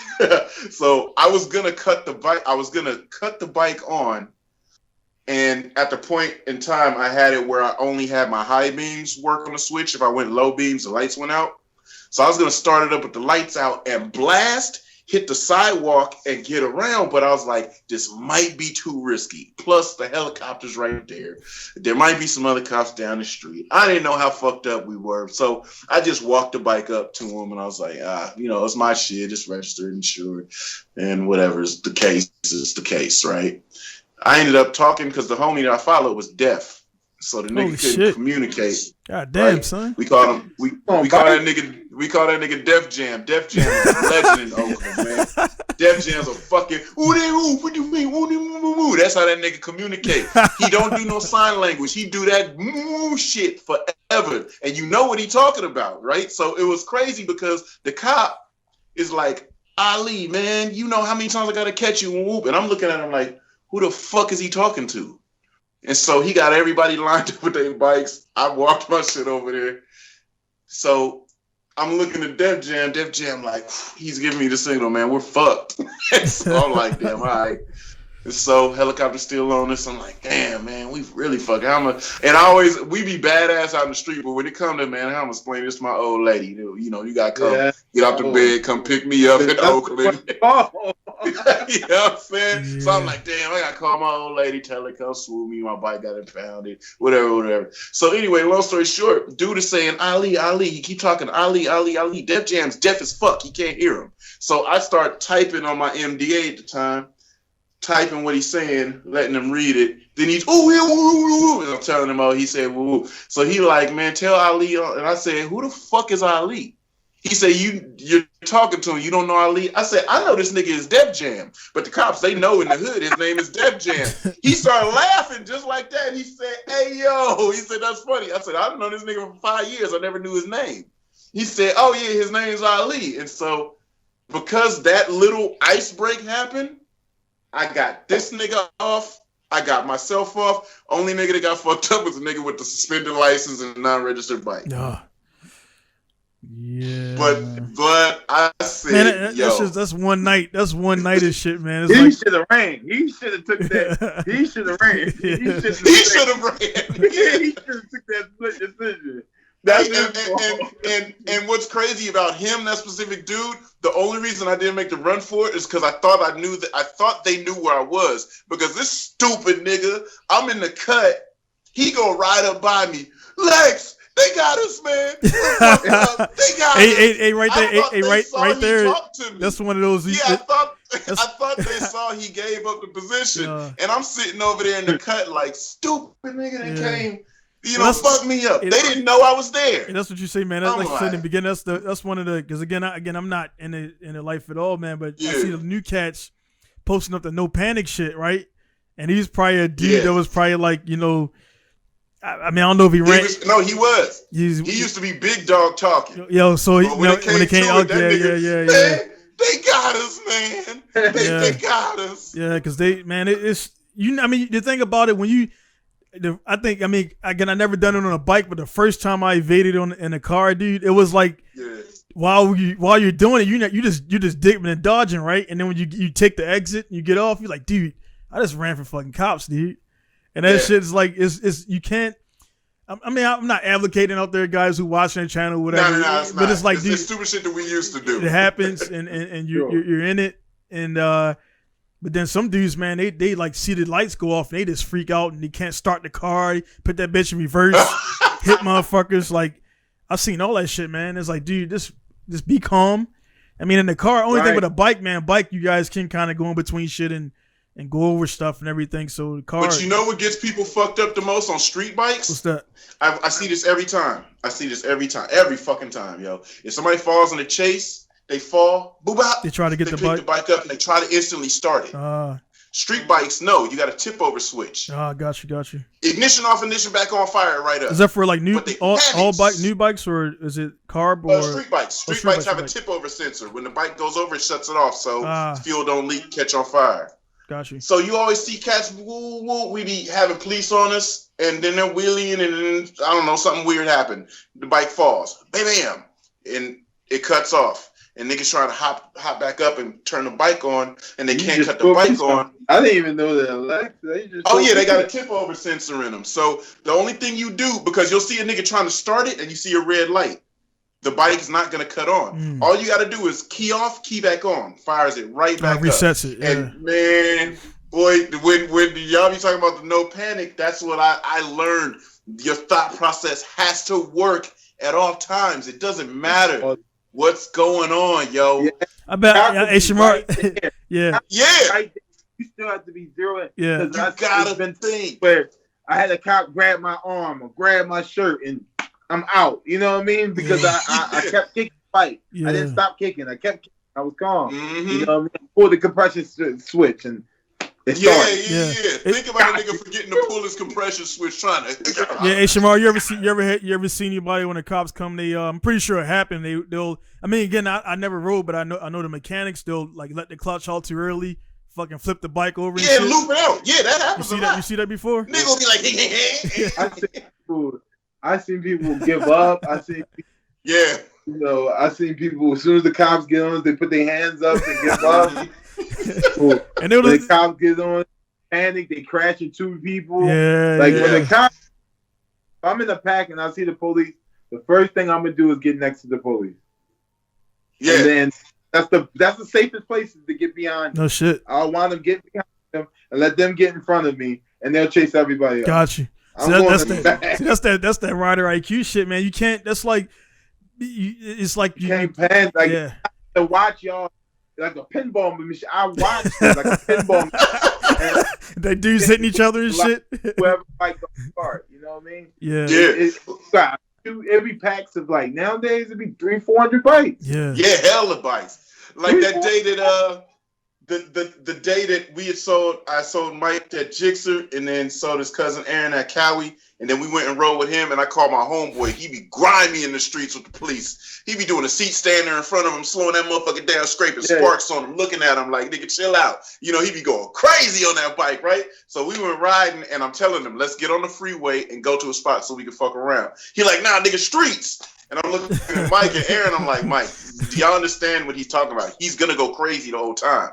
I said, I want to get on the freeway so this nigga won't do it because his bike's geared so much, just regular speed, he'll be close to rev limiter. He ain't going to fuck with it. So let's go to the freeway. They said, nah, let's go around the streets. I said, all right, let's go. So we hitting the streets. This nigga, he going crazy. We coming by the airport. Airport always has cops, motherfucking law enforcement everywhere. He doing a seat stander. What? He look at the police. Police light him up. I say, all right, trial by fire. Let's see what kind of heart Mike and Aaron got. So he's doing the seat stander. So I pull over. I'm on the R1. I'm like, there's nothing on this planet aside from an airplane at the airport that's gonna catch him, nigga. You know what I'm saying? So I move over to the side and I tell Mike and Aaron, like, come on, go. So they go up. My partner sit down. He closes his visor so the cop can't see him. I close my visor. That's why I always roll with smoke tinted. So we looked at the cop. The cop's on us. He had them, the ones you could feel. Them sirens, you could feel them shits. I was like, damn, boy, that was violent. Yeah. You know? And Mike and Aaron, they going. They they're taking off. Me and my boy, we looked at each other. So he dropped back. Yeah. And the cop had to slam on his brakes. He look at the cop, tell that nigga, man, get up out of here, right? As soon as he did that, I did like you. I said, I'm looping around, and you know what I'm saying? Yeah. If he takes him on one, I'm going to go and follow him, because you always got to just follow I figure like wingmen. You follow your man. If something happens, I don't care if you scrub. I'm going to go past the cops. I'm going to get you up on the bike, and we out. We leaving that bike, right? So that was my... Yeah, that was my thought. But I saw him bounce. I said, oh, he got it. So I went the other way. We all met back around. It's like, that's how you got it. It's literally no panic. Yeah. You have to have in your head. Because as I let them go by, he slowed down and got him. And I turned through that island. Imagine my stupid ass go through an island with road debris in it. And I just, pow! Cop like, get your goddamn dumb ass. Yeah. Well, man, over there, y'all got space. You got space and good roads over there. Sound like, man, like in Baltimore. Like you been to Baltimore before, Lex?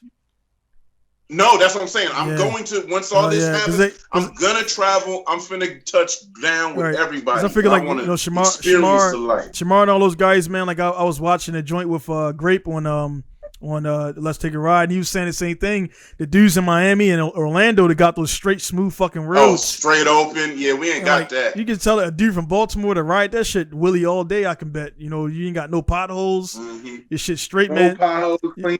Yeah. We ain't got nothing. We don't have a highway in Baltimore. Yeah, so I think like that's crazy because I was showing you everywhere here is connected by a highway. I can go right here, highway, right there, highway. That's why we play around in the street. We be like, get your dumb ass away from me to the police, because it's kind of like, I don't want to fuck with you, but you know I'm gonna go. You know I'm gonna be gone. I'm gonna go right up this road, right down this street, freeway. And then I'm out. You don't see me no more. You ain't doing that in the city. You're going to get caught. Yeah. So and that's why I want to go there and ride because I can do some wheelies. city because they go so fast. The road's so fucked up. The roads are slowing fucked. them down. I'm telling you, man. Got debris all over the road, so it's like I'm flipped on the R6. I'm wheeling the motorcycle like I'm wheeling. I put down a lady in front of me. I jam on brakes. I'm sliding on a CD. It's like some old stupid shit. Like unlock the bike and I slide again, and then lady like turning so slow, and I'm coming down. She's so slow, and I finally miss her. I went and gave the bike back to my brother. I was like, I'm never Charlie. I don't even touch it. Yeah, man. They got see. That's why I got to touch down. I want to ride because I'm a rider. Yeah. I like get dirt bike flexible. If I was on a dirt bike, it wouldn't even. Because you can move it a little bit more. Yep.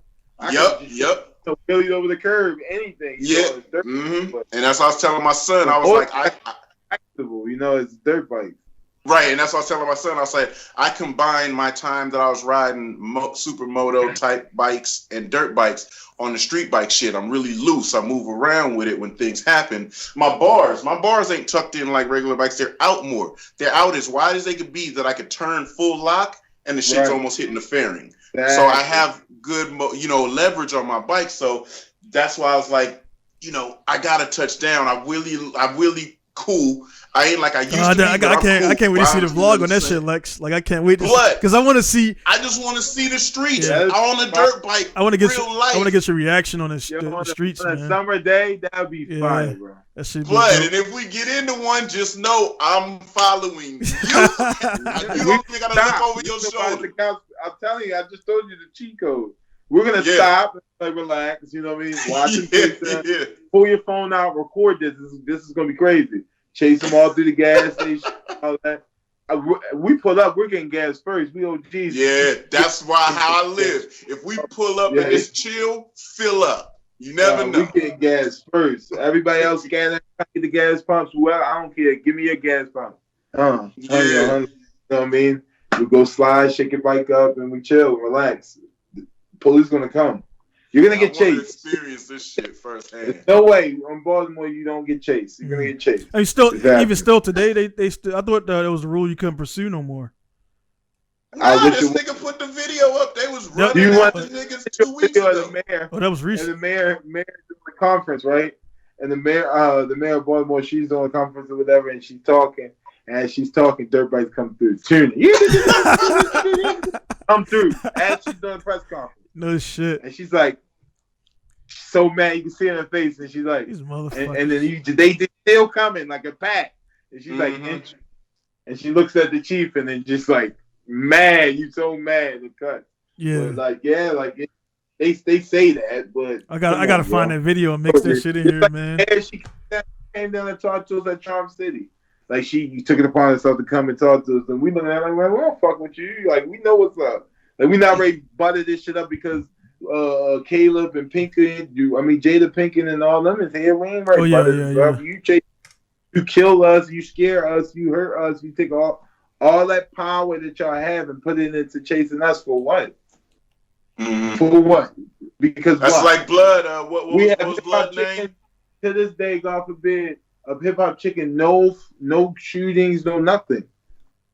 A fight maybe, okay, but no shooting. That's 200 dudes, man. That's not on the corners doing dumb shit right now. They on the bikes. Yeah. 200. Good God, it'd be way more than 200. Shit, man. Woo. When it's summertime, and that's what I was like. It's 3 lanes on that side, 3 lanes on this side. You can't come down because bikes got to shut down. Yeah, it's shut down. People everywhere, girls everywhere. It's everything. Like that's what I'm saying. This summer is gonna be a beautiful. I got to see that shit firsthand. That's what I'm talking about. It's gonna be the last. They give you a summer and then they take a summer away. Take one away, yeah. It's a give and take. And we've been doing that to us for years, bro. It's crazy. Cause see, like dude said on that clip they put on Let's Take a Ride. He was in New York. He riding the I think it was an 85 or something, and he pull up New York nigga sitting and holding the intersection. Oh yeah. And he's like, Blood, you got it. You got it. I'm just trying to ride. I'm gonna run, but you got it. You got it. It's Sunday. I'm just trying to ride. Like, just let me ride, Blood. Just you could do something else. I'm not fucking with you. I'm just riding. The thing is, like, man, that shit right there. They got the. Hey, he had a gun hanging out pocket, and they'll zero in on you. Like there's times people, you target the police, they'll zero in on you. Hey, I said a gun hang out his pocket. They catch you, you ain't got no gun. Yeah, but they still lock you up. I mean, they play dirty, but it is what it is. It comes with it, but it's still excitement. Yeah. It's something that I can't resist. I am down in Atlanta, so I'm gonna bring the bike down here and knock the rust off down here. But once the rock, take it back to the breeding ground. Yeah, I'm going straight back up top. It's over with every weekend. So I mean, one I got, man, so many questions, man. But this is my last question, man. So I know, right? So let's say they. Because the shit that rides from the streets, of course, you got like I said before, the Moto X guys who live like in the counties, right next to the trails. They got the money, they got the whatever, they got the support. So if they give a place for like say dudes to ride, because I seen it did a track event. If they make like a place for people to ride, do you think guys still gonna hit the streets because it's just the streets is just you gotta hit the streets. I think even if they make a park for riders, it's still gonna be dudes on the streets, man. It's over. You done let us taste blood. Yeah. Bro, we're gonna hit the streets, bro. Yeah. It's just too much excitement. I'm cutting cars, I like coming through, spanking on cars while I'm wheeling, like doing all that type of stuff. Yeah. So it's gonna be hard for me to be. Yeah. Oh, I'm really up and down. I like coming. My wife even though it's coming fast, blowing kisses at girls, watching them go crazy, telling little kids. it's the life, man. You know what I mean? It's like a parade through the city. So I love it. Dude, Lex, you know what I mean? So it's gonna be hard for me to be like, yeah, let's go where the rabbits and the birds and show off for them. Yeah. No. Yeah. Lex, it sounds like to me, it sounds like it's similar to like toge drifting here in Japan or mountain drifting. Yeah. Because it's a group of guys in Japan where I'm at. I got a track 45 minutes from my place. I got a trail, like I said, right there. I got another track. So there's a lot of places to drift, right, legally. But some dudes, they don't want to go they want to drift in the mountains. They don't care about the track. Right. It's it's two sides. It's the feeling. Dude, it's definitely the street drifters and it's the track drifters. It's the fear of getting caught. It's the fear of being. Yeah. It's just. I reckon. If you're doing it, I don't know. I can't ride there. I gotta ride the street. It's definitely different, man. Because I wrecked my car. My car was about $70K, about 70,000 US. I built the car up for a competition. And on a track, I'm like on drifting. It's a controlled environment. I took it to the toge. I'm drifting the same 600 horsepower car, but it feels like so much more crazy because, it is on the street. Yeah. And then I wrecked my shit that night too. I crashed the shit down into a hill, 10 feet down the hill and hit a tree. And I was like, if I don't get out of here, man, I'm fucking out of Japan. A dude, Yakuza guy, helped me out of there. Got it back to the garage, and I didn't get caught. But and that was the last time I drifted on the street, and that was like almost 6 years ago, man. Because that sent me back a year to recover from that, man. So it's like, and then some Brazilian cats just got caught the other day, Lex. They confiscated 7 cars up in near Osaka. Yeah, cops. Because they wanted to come get that Japanese authentic experience. So no, they got on the mountain and shit, and the cops blocked the entry and the exit, so they couldn't go nowhere. They got all the cars. And they set up a sting and shit, and they were all Brazilian. If you're getting caught, you're getting caught anyway. Yeah. So just mad as well. Yeah, so shit's all So that's what they did. They was in the mountains and shit. They got in the mountains. They kept drifting for like hours or something like that. And the cops was like, all right, once they leave, that's when we're gonna get them and shit. Then they came in there and got them or whatever. And this was like a week ago. So the street drifting is gonna happen tonight. Like as I speak, it's gonna go down tonight somewhere in Japan. It's gonna happen, man. So you can't stop it.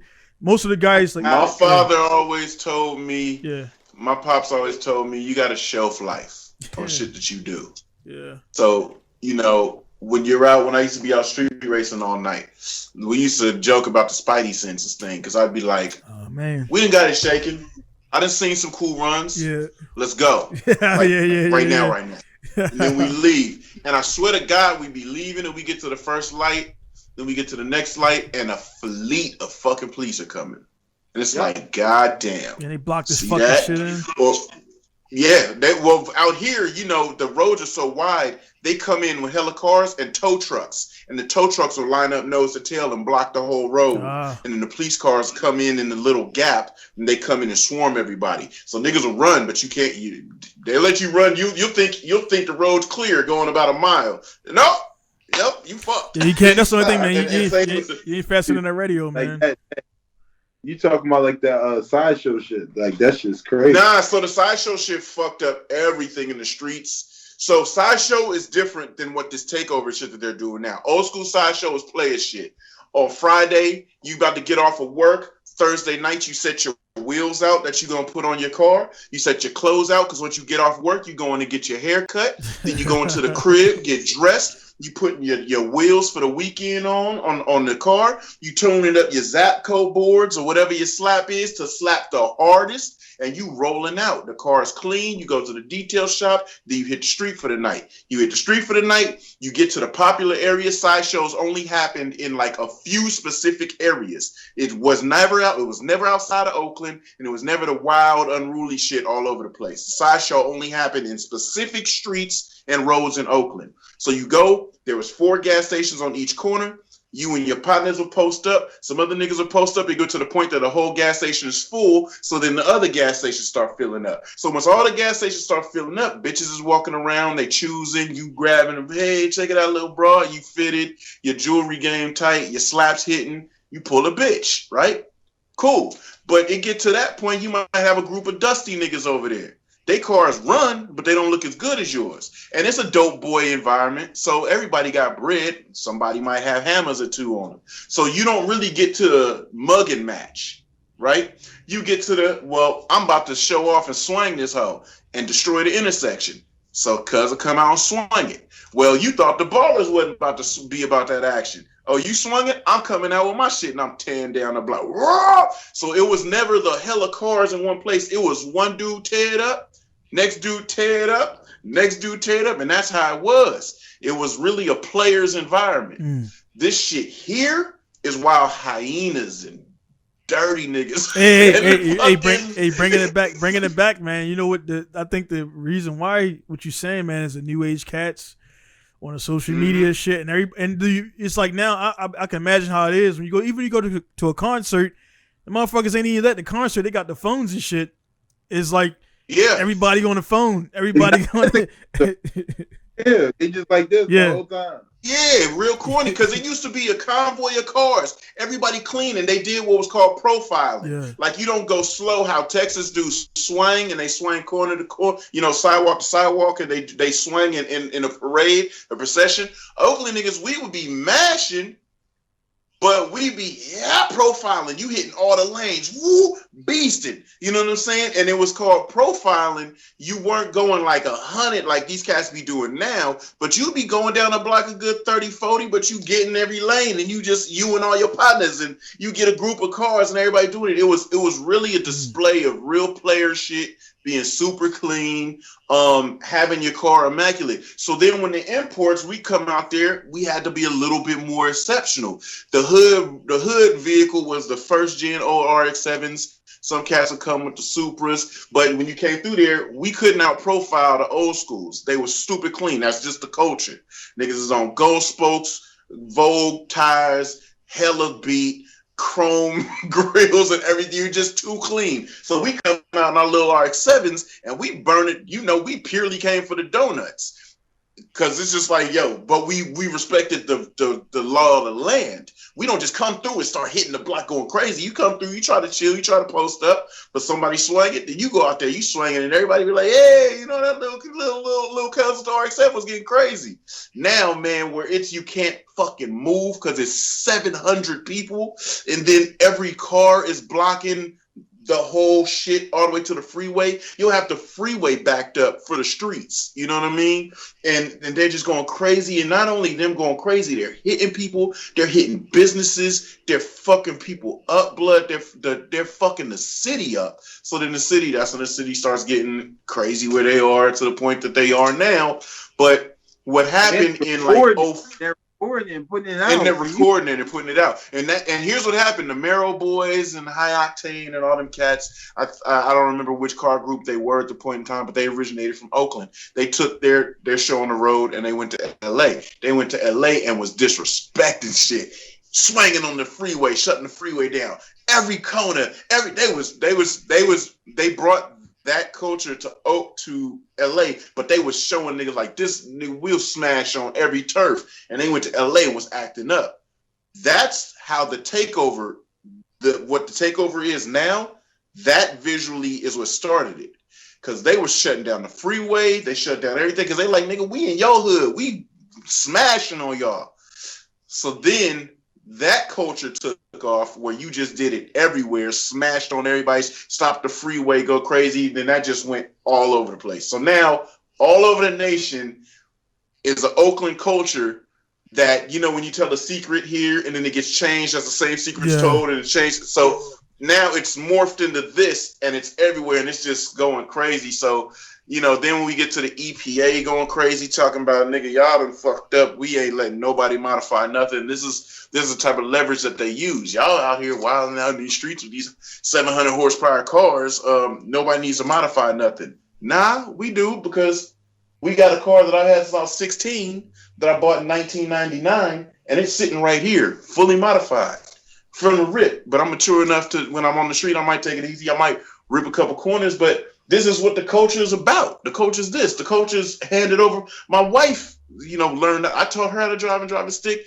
She mobs. My son mobs. The culture's handed over responsibly. It goes cool. But yeah, shit just get kind of crazy. That's why it's like when you talk about bringing it back to the street versus track thing, I do so well in both scenes because I came from that, learned how to get to the track, got pretty good in the tiers of competing with competitive drivers. And then it got to the point where niggas was like, yo, he move around how he feel. He be on the street, he be at the track, and he's good in both worlds. And then it's like, I fully get it. The bike shit, for me, bikes, the street culture is too good. it's too good. There's just, you know, mere mortal man can't do what you do. You can't just you can tell a nigga here, throw this football. Maybe 10 times, 10 tries, he gets a perfect spiral. You can't tell a nigga, hey, here's a bike, here's a city. Cut up. Yeah. And be safe. Hey, you know I got one more question for you, man. Hey, man, you ever have Shamar, you ever have a dude around you talking about he can ride and shit, and you give him the bike and the motherfucker just... Like, I never tell, when somebody asked me, I'm like, I had a customer come to my shop. I was like, dude, I'm confident in myself, but I can't load that bike up in the truck. That's not my thing, man. I don't want to run that fucking bike up the ramp and jump that bitch over the truck and shit, man. But you ever had somebody fake how their riding skills and then y'all motherfucker get shown out? I usually hit him with the question, and, you know, I ask them, what's the gear pattern? Right.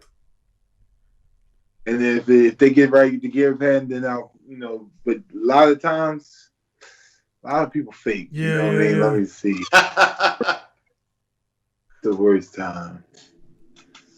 It's so many times. Yeah. I figured it is. I watched a guy one time. He acted like he knew how to ride. And when this time I was riding the YZ250 and nonchalantly, we up Drill Park, and nonchalantly I'm like, all right, go ahead. I'm tired. We just been riding for like 6 hours straight. I'm ready to get a snowball. Go ahead, you can ride around a snowball. Come back, he got his whole knee like snapped back the other way. like this. I'm like, what happened? Nothing is wrong with the bike. Nothing is wrong with the bike. To this day, I don't know what he did. But that's a horrific story ever. I mean, his knee was snapped back, like gone, like the other way. Like so it looked like he probably put he straightened his leg out and the fucking bike went forward and probably snapped that bitch backwards. Nigga probably hit a car with his knee and fell off the motherfucker. No scrapes, the no grips. You know, grips the first thing that goes. Yeah, they get frayed up. Yeah. Nothing. And I'm like, what? Yo, that was just bizarre. There's a lot of people that fake it. A lot of people fake like, oh, I could do this. And, you know, Fatty fakes it all the time. I could do this. I could do that. You know, it's just you want to do it, I guess, so bad, but I think it's easy to do. All you gotta do is put the time. That's another, like Lex said right there too. That's another thing too. I think is because like people like when you out and about on the street, right? People, you don't write on your body like, hey, I could wheelie for fucking 70 miles and shit, and you don't put your acolytes on your body or whatever you do. Like, I mean, football. You have the stripes on your shit, nigga. No, unless you talk about it. Like, I've been in Iraq 3 years, been in combat, been shot at, all that shit. It's like it comes up when it comes up. And dudes don't know, like, on a plane, right? You flying to wherever, and people don't know, man. You sit next to a dope ass drifter or a dope ass bike rider, and you don't even fucking know it. You just think you're sitting next to a dude who's missing the fucking left leg and shit. Like, nah, dude, that motherfucker's a world renowned biker who's fucking like, you got dudes in France emulating what dudes are doing in West Baltimore. That's when it, you know what I mean? That's when it gets real. But that's cool shit, man. You definitely don't know who you're next to. And like the skills is like, I could wake up in the middle of the night and I can jump in the car and drive that bitch to the max. That's just the skill sets. Mm-hmm. On a bike, I mean, I want to just get to the point where I can, you know what I mean, hold my own on it and shit. But you know what I mean? I'm 38 doing shit. I'm fucking just about to hop on a bike and shit. But I got my boy teaching. Hey, like Shamar told me, you never too old. Yeah. And I already got lessons set up, man. So I was like, hey man, I don't know shit. I'm a sponge. Teach me, and he's gonna teach me on the trails and stuff. But you know what I mean? It's like I'm looking forward to it, man. I'm gonna do it, of course, responsibly. But you know what I mean? That speed shit. I like speed, you know. So it's that's different. That's real different. You're really playing with your life on that. I keep it 100. When people ask me, do I be scared? It's not that I'm scared. I'm not really thinking about it. I'm super focused as to what I got to do to stay safe while I'm doing that dumb shit. But it's, you know, I say like this, man. This is what we got right here. Because, like, it's more like I met Donnie through, we fuck around sim racing video games and shit. And then because social media, you look up the nigga and it's like, oh, cool. And then we've been cool from social media. Same way like with you. I met you through social media. Like this, what y'all see right here, people, man, this is the use of social media, man. And like, I'm like on everything. I already said, man, when you touch down out here, if you do have the time, my house is an open door. You know, I got more bikes than I can ride by myself. Me and my son can ride. When you touch down, man, if you have the opportunity, bruh, slide through. I got cars. Hopefully it's a Wednesday. We gonna go over there to the track. Like we gonna breed this culture, man. Everybody, like bike culture, car culture, just our culture in general, man. This is the thing about being a skilled motherfucker that you don't know who you're involved with. Mixed breed a lot because you don't know who's gonna be your next partner. When we have our track days, biggest drift event in America we had, and I got on the mic, and it's very important for me to tell niggas, drop that cocky shit. Yeah. Because it doesn't fucking matter. Everybody around you think they the man. Drop that shit. Because you don't know that you could be standing next to your new best friend. You know what I'm saying? You don't know that you could be mingling with a nigga that's going to be down with you for the next 10, 15 years. You don't know that the cat that you just talked to just for a brief second, you're going to be his best man at his wedding, or you're watching him meet his wife at the event or something, and you're going to be down with them two motherfuckers for a while. You don't know. So when the shit pop up and niggas be, oh, nigga, woo, this and that, that's cool when it's for play, when you're not taking it to heart. But mix and mingle with everything, share the experience with those that are capable to experience it with you, because you know, world too crazy and life is too short. You sitting here looking at somebody that had the wildest experience and then lost something very vital. You know, my brother went to sleep and didn't wake up. You know what I'm saying? Super random shit happens. And we out here got too much shit going on with too many other things against everybody. Man. Hey, that's why I told don't you. Don't be like that with people. Yeah. Fuck with everybody. Man, I fucks with everybody. That's why I universally give niggas the handshake in social media. It's literally, brother, you know, solid shit on everything. Everybody fuck with everybody because you're going to learn things and experience things from other people. And that's the best teacher in this life, you know? You're going to learn shit from people that you're going to listen. And when you're keeping it real with yourself, like when people ask me a lot of shit, I'll be like, yo, do you know how to keep it real with yourself and you know, measure your expectations accurately? Like I could tell a nigga here, jump in this RX-7. It's 400 horsepower. It's on 265 rear tires. It's got a lot of grip when you need it, and it gets sideways when you need it. You know how to handle that? Yeah, all right. And then they gonna go out there and be banging the limiter. They be like, damn, this thing doesn't feel like it has any grip. But if a nigga say, you know, let me back up off this limiter, drive it a certain way, and then all of a sudden the grip comes on, you're like, whoa, this motherfucker fast. Yeah. And it's super usable. It's, if you can tone your expectation, like you were saying, man, I ride your bike, I jump on a Yamaha, I know it's gonna work. And 9 times out of 10, you might have seen a vlog of me on IG. Yesterday, I was on IG when I went live. It was right after I took the whole front end apart, made sure I tightened up all my steering stems and bearings and everything, put it all back together. It's like when you know a nigga out here doing his thing, he may be your guy. I got a guy right now. When I can't work on a bike, I send it to him. Like he's like our Wayne from this area, OG cat. That's the one. Hey, that's the one you did at Wheelie on the KTM. No. That's another cat. Another one of my homies that everybody ends up. I like to network so much, man. Just about everybody that I've built a car with or a bike with is my niggas. They got a race bike, right? The one that got the race bike. Yeah. He's like, I literally have homeboys that, man, I want to learn, figure it out. And that just came from mingling. When I was in the motorcycle scene. Got cut. 20 years, man, because you look up fast and you be like, damn, nigga, I've been fucking with you for 15 years.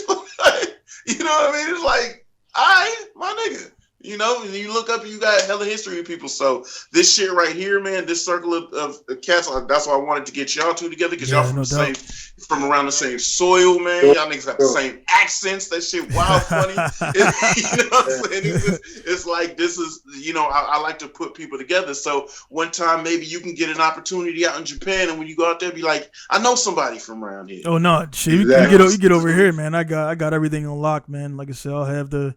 Yeah, I'll have. It'll be good. It'll be good, man. So it's I tell all the guys, man, I want to come over here. Everybody watching, listening, man, you want to come over here just to see it. A lot of people want to go to Tokyo, and like I can show you that shit for like a second, but it's the other shit's everywhere else, man. So it's more stuff. There's more stuff here to do. I got the, like I said, I got the cars, got bikes on the way. So when Lex, that's reason too, man. I don't want to get you over here.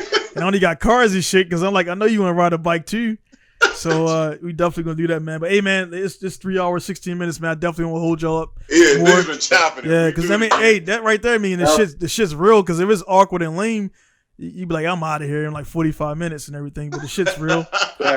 Keep it going. And then also this long form shit, man. It really for the guys that are listening, you really get to learn, know the people versus like little sound bites, man. Because again, you can't. Even with this 3 hours, man, we've all collectively been through way too much shit to even talk about inside of a whole day. You know what I'm saying? So you know what I'm saying? It's too much, man. But I want to closing remarks, man. I give the honor to Shamar, man. Any events you got coming up? Anything you want to plug? Any messages you want to put out there, man? I'm just gonna have me creating a YouTube soon. That's Let us know. You already got the name yet, or you? I have. All right. I'm trying to get on it tonight. All right. When you do that, man, just send me the link, and also when we get offline, I'll get all your stuff and everything, and shoot me any videos you got. I can mix them into the podcast. But man, any stuff like that, man, definitely, man. Like Lex just been supplying. Like I just met the dude Stan Williams last week by Lex. So Lex just been bringing me all the dudes, and it's like. Before Lex, I told you like the MLZ shit. I was like, nah, I hit him up on my own. But it's like getting to the point now, man, because with the social media shit, man, so many people can contact you. It's like you don't know who the real motherfuckers are, and who the people who want to, you know what I'm saying? Right. So it's like it almost has to be an introduction now, because it's like, all right, I'm solid, you solid. We don't want nothing from each other, but just just the vibe and talk. So now it's almost like we got to do that, man. So. I mean, I might be looking at you more, Lex, man, and make some more connections and shit. And then Shamar, I mean, hey, man, you know what I mean? Yeah. I reach somewhere. Yo. Yeah, we'll for sure. Yeah. Like I we just keep it moving, keep it rocking. We're gonna do everything. And like I said, my thing, like with Stan, same thing, man. I want to drop this person to everybody because. This person you know, you want to give niggas they flowers as they why got they still alive, another support group. You know what I'm saying? Like you got another homie out here on the West. It's like, man, I see what you're doing. Like I can't even imagine me supporting a family and then being down where I can't even understand where to go to assist myself and help and support my family again. Yeah. So I want to, you know, put you out there. Not like we've got a humongous platform, but it's a new avenue to a new place. You know what I'm saying? Shit, man. Like I said, we trying to get 12 o'clock boys in Tokyo, man. That's what we're trying to do. That's what but it's just the thing. This is the authentic culture. This is where it comes from. Yeah. This man is on the soil, maybe second generation, but still in touch with first generation of that genre came from. So this is just like this is me, like, you my brother. I support you in everything that you're doing. I want to see your bounce back because it's gonna be very unique. You know what I mean? And I know you're here with it. You're mentally stronger than a lot of people I've seen. So many people in these point in times let their depression take them over and draw them into places where they can't get out of. And you're more strong, I see, than a lot of other dudes. And it's just like, man, I'm rooting for you. And I want it could reach 15 people. It could reach 1,500 people. I want that 15 people or 1,500 people, new eyes to be on you, to watch your socials and encourage you as well as be inspired by it. So that's what I'm all about, man. Like, I'm good vibe gang admiral. You know what I mean? Because I'm just like, man, I want my brothers to have the best days they can, but when they don't have them, reach out, man. We out here, you know, what's up? What's shaking, blood? All right. You know, what's good? So it's like, same with Donnie, you out there doing a good thing, man, working hard. Your old lady, you about to expand your family and everything, man. Yeah, you got twins on the way, yeah. Oh, that boy busted a wild nut. No, I'm done. I'm done, man. I'm retired, man. That shit. 7 years ago, I was that dude never having kids ever. Now I got 5 and shit, man. It's like, you got 5? Yeah, I got 2 boys, a girl, and we thought we had 4, and then 3 months in, she's like, yeah, it's 2 babies in there now and shit. I'm like, all right. So we got twins on the way, and I just dropped off at the hospital on my birthday on March 26th. I just dropped off at the hospital, so Japanese kind of the birth stuff is a little bit different, and they're going to do the C-section because they don't even mess around with the twins. They don't want to, because I think before they had, like, I guess, a set of one twin come out and the umbilical cord strangled the other twin or some shit. So they don't want to go through that, and so they're going to pull them out. And also while they're in there, they're going to tie those tubes up. You know what I mean? Because because obviously I ain't got problems with the sperm count. And it's like we need to kill that shit. Your hip stuff is good. Yeah, man. So she all good. But hey, man, I'm looking forward to passing the skills down. And like I never, again, man, this 4 weeks ago, I was only thinking about getting my kids in the cars, right? And then I'm like, man, I forget the fucking little cats riding dirt bikes at 2-3 years old, and I could definitely put them on that, man. So they're gonna get it. They're gonna get cars, dirt bikes, and everything. The whole shebang. And then they could pick what they want to do. And the thing about they call them they call mixed kids half breeds in Japan. That sounds like a fucking Doug, but they call them half breeds, right? So, but the half breeds, they get more movie roles and shit because they're mixed. So it's a bunch of dudes, So I'm like, hey, man, I hook them up with the skills. I'm not gonna push them like hardcore into martial arts or judo, jiu-jitsu. I'll just give them the skills, and they could pick whatever the fuck they want to do. They got the skills. They got the skills though, man. But hey, they got those, man. But hey, man, again, man, before we start up again, man, I'm gonna get out of here, man, and everything, man. So again, man, it's gonna be handle your wife and all of that, and then I know you got your business to handle and all that too. So do your thing. And then, just glad to jump on with the fellas, man. Definitely be looking forward to the YouTube watching that. Like I said, let's take a ride, man. I'm like, dude, they got to get more content now because I done watched all that shit. I know it's only 3 minutes. I know. I'm waiting for your interview to come up, man. They got coming on every Sunday, Sunday and Thursday. All right, cool. So, and that's right there. That's love right there, man. I ain't never met Wayne O'Shea, but it's like the podcast podcast either going to be dope or it's just going to be a flop. I'm on this. This is 98th episode. Their shit within the first episode because I watched the joint with Al Capone first. Because I just something stood out about because I definitely heard of Al Capone before. I heard and Shamar, man, I heard I heard your name before. Like I heard your name, I knew of you, but I just didn't know you. So I definitely heard your name, man. So I went back to the first one, and it's like the stories and everything, man. The dudes got everybody, and it's like all these 300 riders, man, and every one of those riders got a different story, man. That's the cool thing about different path they took, yeah. Every one of them, man. So they just see everybody on dirt bikes doing wheelies and shit and doing the same tricks. Like, nah, everybody got there a different way. Dudes was different way. Dudes was down. Yeah, man. So that shit's dope right there. Hey, man, our guys are there. And like I say again, thanks for joining us for the 3 hour and 20-minute podcast. It's dope and everything. Yeah. This is 98th podcast. Yeah, this is 98th one. Yeah, man. So again with the podcast shit, guys there want to start a podcast, let's get it done. I started the first one after I was dragging my ass for about like 3 months, and I was like, man, I just started it, so this is 98. I've done 98 of these joints, and you get better and better with it.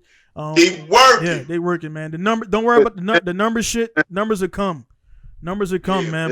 Just put it out there, and people will see. And then, like I say, every time I do a podcast, I get like not trying to take nobody's circle, but I always get about 10 or 15 subscribers from your circle, then your circle, and so it works out, man. We all getting together and shit and stuff like that. So getting out there, just be safe, do the COVID shit. Let's get out of this shit so we can travel.